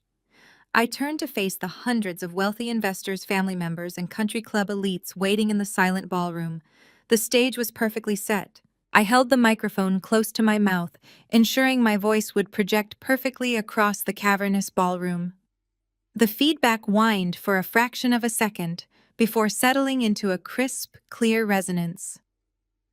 "Good evening, everyone," I said, my tone perfectly level, devoid of any manufactured emotion. "My husband Connor just gave a very moving speech about the sacrifices required to build a technology company from the ground up. He spoke about grace and transparency and leaving toxic energy in the past. I am here tonight to honor his commitment to absolute transparency." I raised the massive black leather binder so the stage lights caught the heavy binding. "Connor told you I was coming up here to hand over the deed to our suburban home as a gesture of my ultimate surrender. That was a lie. I did not bring a property deed tonight. What I am holding in my hands is a comprehensive 500-page forensic financial audit. I am a senior forensic accountant, and for the past 4 days I have been meticulously analyzing every single digital ledger routing number and offshore wire transfer associated with Connor's highly anticipated software platform." The silence in the grand ballroom shifted from polite curiosity to rigid, uncomfortable tension. I could see the high-profile local investors sitting at the front tables exchanging nervous glances. Their champagne flutes were suddenly lowered. I am looking at the men and women in this room who wrote massive seed funding checks to support a revolutionary market analytics platform. I continued, my voice slicing through the heavy air. "I need to inform you officially that your software platform does not exist. There is no source code. There are no cloud hosting servers. There is no payroll for independent developers. Connor's technology startup is a complete fabrication. It is a hollow shell company designed specifically to launder your investments." Connor lunged forward, his face pale with sudden sheer panic. He reached out, trying to grab the microphone from my hand. "Bethany, stop it right now," he hissed, his voice frantic. "Turn off the microphone." I effortlessly sidestepped his desperate grasp. I maintained my grip on the microphone and turned my body slightly, keeping him in my peripheral vision while addressing the crowd. "If anyone tries to cut the audio to this stage, I will immediately distribute the digital copies of this audit to the local news stations and the federal authorities sitting outside," I warned smoothly. The sound engineer standing near the mixing board froze completely, dropping his hands from the control panel. I turned my attention back to the captivated audience. "Instead of paying developers, Connor has been systematically routing your investment capital into 3 specific limited liability companies: Apex Consulting Solutions, Zenith Development, Summit Media Group. These corporate entities are not technology research firms. They are registered to a single virtual mail drop box in a suburban strip mall. And the sole managing director of every single one of those shell companies is standing right here on this stage. I gestured with my free hand toward Vanessa. She took a stumbling step backward, her face draining of all color. She raised her hands to her mouth, shaking her head in mute horror. My husband has been paying his mistress massive monthly retainers under the guise of external corporate consulting, I announced clearly. He took your venture capital and used it to fund luxury vacations. When he told you he was pitching investors in Miami, he was actually booking a $6,000 luxury spa retreat in Aspen. When he claimed he was securing server architecture in Austin, he was renting a private beachfront villa in Cabo San Lucas. They took your money and they routed it straight through these shell companies into an untraceable banking institution in the Cayman Islands. The ballroom erupted into a chaotic symphony of outraged gasps and angry murmurs. Several investors immediately stood up from their tables, their faces flushed with fury, pointing at Connor. Connor was stammering violently, taking steps backward, holding his hands up in a futile gesture of surrender. But that is only a fraction of the financial devastation. I continued, raising my voice to cut over the rising noise. Because Connor did not just defraud his professional investors to pay for his new life. He decided to target his own family. I walked slowly down the wooden steps of the stage, my heels clicking sharply. The crowd parted instantly, allowing me a clear path directly to the VIP table where Beatrice and Richard were sitting. Richard looked absolutely terrified. Beatrice was gripping the edge of the white silk tablecloth, her arrogant, triumphant smirk completely obliterated. I stopped directly in front of Beatrice. I unclipped the massive black leather binder and pulled out a thick stack of printed banking ledgers. I dropped the papers directly onto the center of her table, right next to her half-empty crystal champagne flute. Beatrice, you told me on the phone that Connor was a passionate, visionary man, building a beautiful new family, I said into the microphone, ensuring every person in the room heard her specific hypocrisy. You told me to walk away quietly because his startup money belonged to Vanessa and his unborn child. I want you to look very closely at the routing numbers on those deposit slips I just handed you. Richard scrambled to pick up the papers, his hands shaking violently. He adjusted his glasses and stared at the highlighted rows of data. A strangled, suffocated sound escaped his throat. Your brilliant entrepreneurial son did not just steal from his investors, I announced, projecting my voice across the grand ballroom. He is the authorized financial proxy for your retirement trust. Over the past 12 months, he has completely and ruthlessly embezzled your entire life savings. He bled your wealth management accounts absolutely dry to maintain the illusion of his success. Beatrice let out a sharp, horrified gasp. She ripped the papers from Richard's trembling hands, staring at the depleted balances. You are looking at the exact reason why your bank placed an administrative hold on your accounts yesterday. I continued staring relentlessly into Beatrice's panicked eyes. Connor triggered massive federal fraud alerts because he had to strip the very last drops of your liquid capital just to afford this party. The imported white roses, the custom ice sculpture, the premium open bar. You are all enjoying tonight. It was all purchased with your stolen retirement funds. He even used your money to buy Vanessa's $40,000 engagement ring. Your golden boy bankrupted you to buy the affection of my best friend. The entire country club descended into absolute pandemonium. Investors were shouting, demanding their money back. Richard slumped into his chair, clutching his chest, looking as though he might have a heart attack. Beatrice stood up, her designer gown shaking, and let out a piercing, guttural scream directed entirely at her son on the stage. Connor was completely paralyzed. He stood frozen under the theatrical spotlight, sweating profusely, his mouth opening and closing without making a single sound. Vanessa was hyperventilating, clutching her stomach, leaning against the microphone stand to keep herself from collapsing onto the floor. I walked calmly back toward the center of the ballroom floor, standing directly beneath the massive opaque black gender reveal balloon hanging from the ceiling. I looked up at Connor, offering him a cold, razor-sharp smile. You brought me here tonight because you wanted to humiliate me, Connor, I said, my voice slicing through the chaotic shouting of the crowd. You wanted to force me to hand over the deed to our home so you could nest in my territory. You sent your predatory lawyer to threaten my career with a fabricated corporate espionage lawsuit if I did not sign the property over to you. Connor found a fraction of his voice. You signed it? He stammered, wiping sweat from his forehead. You told Bradley you signed the transfer. I did sign a piece of paper, I replied smoothly. But your lawyer forgot to run a basic title search. If he had, he would have discovered that my name is not technically on the primary property deed as an individual owner. The sprawling suburban home you are currently living in was purchased entirely with funds generated by my late grandfather's irrevocable trust. The house is legally classified as a direct asset of that corporate trust, and I am the sole primary beneficiary. Connor stared at me, the blood completely leaving his handsome face. He finally realized the magnitude of the trap he had walked directly into. You have absolutely zero legal rights to that property, Connor, I announced, delivering the final devastating blow. You are nothing more than an unauthorized squatter. And because you explicitly ordered me to leave the premises on Tuesday, I authorized my trust administrators to take immediate protective action.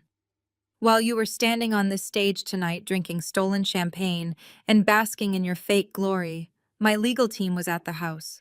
They executed a formal lockout procedure. The locks have been completely changed. The security codes have been wiped. Your belongings have been boxed and moved to the curb. Vanessa let out a loud, sobbing wail, her knees finally buckling. She slumped down onto the wooden stage floor, sobbing hysterically into her hands. You do not have a startup company, I stated, my tone dropping to a quiet, lethal whisper that resonated through the room. You do not have your parents' retirement money. You do not have your investors' capital. And as of tonight, you and your pregnant soulmate do not have a home. You are completely and utterly homeless. I turned off the microphone. The small electronic click signaled the absolute end of his existence. I dropped the microphone onto the polished hardwood floor. I turned my back on the stage, the screaming investors, and the shattered, delusional family.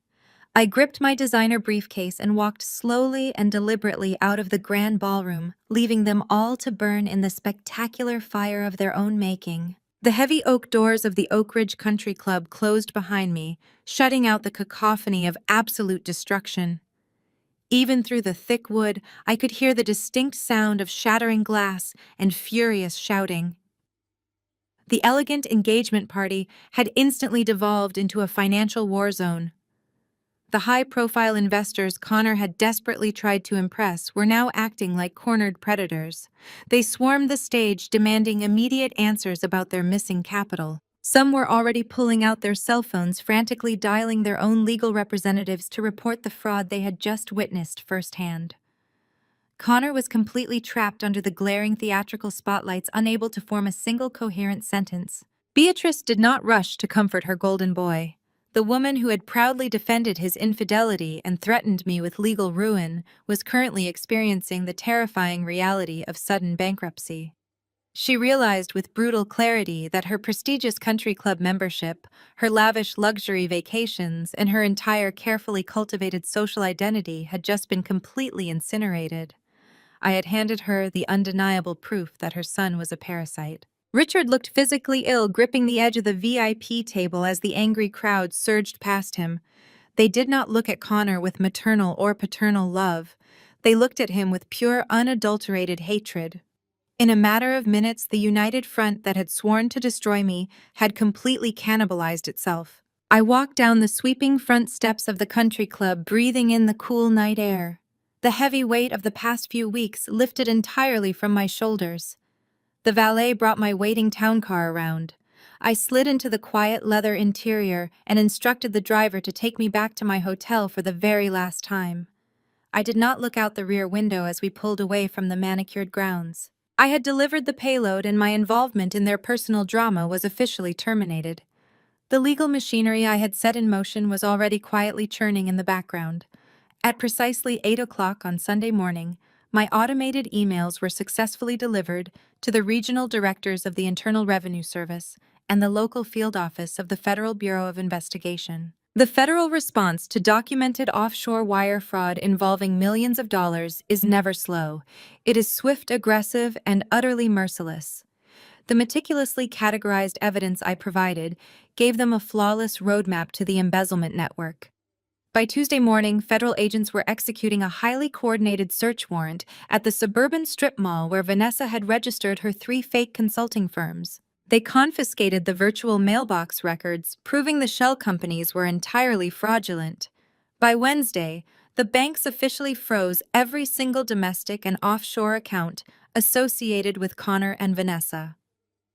The offshore money laundering protocols I had traced to the Cayman Islands provided the federal prosecutors with exactly the leverage they needed to build an ironclad indictment. Faced with the terrifying prospect of severe federal prison time, the great romance between Connor and Vanessa instantly evaporated. True love, it turned out, could absolutely be paused for convenience when the federal government threatened to seize your assets. Vanessa realized she was looking at multiple felony charges for her role in the embezzlement scheme.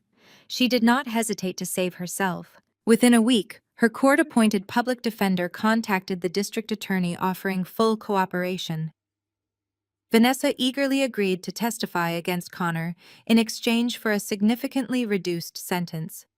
She handed over every single text message, email, and financial document, proving Connor was the primary mastermind behind the fraudulent technology startup. She sat in a sterile interrogation room and threw the father of her child directly under the bus to avoid serving a lengthy sentence in a maximum security facility. Connor was left completely isolated, facing the full crushing weight of the federal justice system alone. The predatory divorce lawyer he had hired to extort me for the house immediately dropped him as a client the exact moment the banking freeze hit. Lawyers who specialize in aggressive litigation do not work for free, and Connor literally did not have a single legitimate penny left to his name. His parents, Richard and Beatrice, refused to answer his phone calls. They were too busy liquidating their remaining physical assets and downsizing to a small apartment, attempting to salvage whatever fractions of wealth they could before the Internal Revenue Service audited their own mismanaged portfolios. They publicly disowned him, telling their remaining social circle that they had been tragically deceived by a manipulative sociopath. They attempted to paint themselves as the ultimate victims, completely ignoring the fact that they had gleefully endorsed his infidelity when they thought it benefited their family image. Connor was forced to rely on an overworked public defender to face a mountain of irrefutable forensic evidence. 6 months passed since the explosive night at the country club. The crisp autumn air had finally given way to the warm, blooming colors of spring, bringing a renewed sense of energy to the city. I stood in the center of my massive custom-designed kitchen, resting my hands on the cool, smooth surface of the marble island. The house was perfectly quiet, but it was no longer the oppressive, sterile silence of a broken marriage.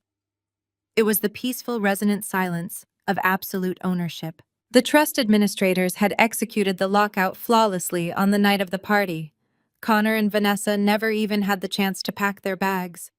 My legal team had their personal belongings boxed up by professional movers and placed in a secure temporary storage unit, ensuring they never stepped foot on my property again.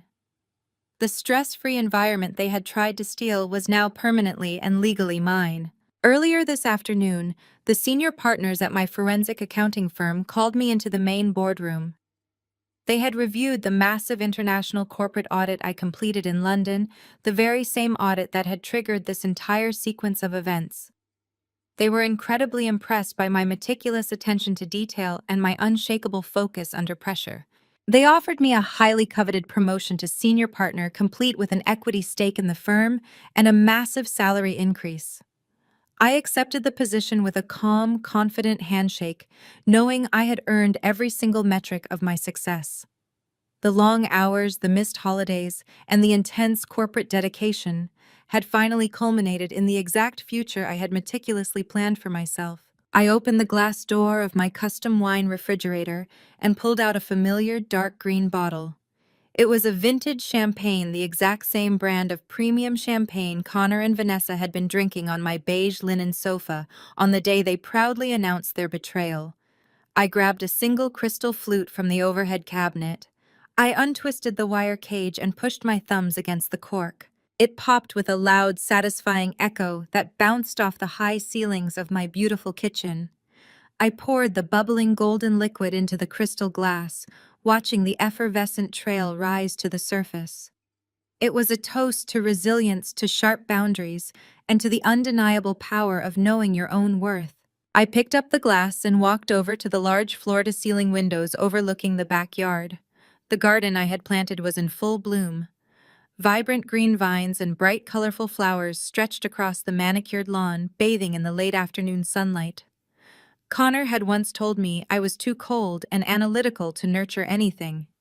He had claimed my energy was toxic and that I needed to be removed so a real family could grow in my place. I took a slow, deliberate sip of the expensive champagne, letting the crisp, bright flavor wash over my palate. My analytical nature had not destroyed my life. It had protected it. It had allowed me to see through the emotional manipulation, the financial gaslighting, and the coordinated cruelty of a family that only valued me for my utility. I had not screamed. I had not begged for closure. I had not engaged in petty social media battles. I simply followed the numbers until the absolute truth brought their entire delusional empire crashing down around them. Connor was currently awaiting sentencing in a federal holding facility. Vanessa was living in a cramped studio apartment, navigating the harsh reality of her plea agreement while relying on government assistance to prepare for her child. Her dreams of a wealthy, aristocratic life had evaporated completely. Richard and Beatrice were quietly fading into social obscurity, stripped of the wealth and status they had weaponized against me. I stood in the sunlight of my reclaimed sanctuary holding my crystal flute. I was wealthy. I was completely vindicated, and my mind was entirely at peace. People often say that living well is the best revenge. They are not entirely wrong. Building a beautiful, independent life is incredibly satisfying.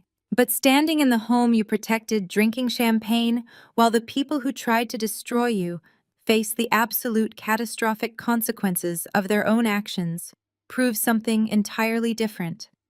Living well is wonderful, but precise, calculated justice is an absolute masterpiece. It is the kind of justice that ensures the people who tried to bury you end up digging their own permanent graves.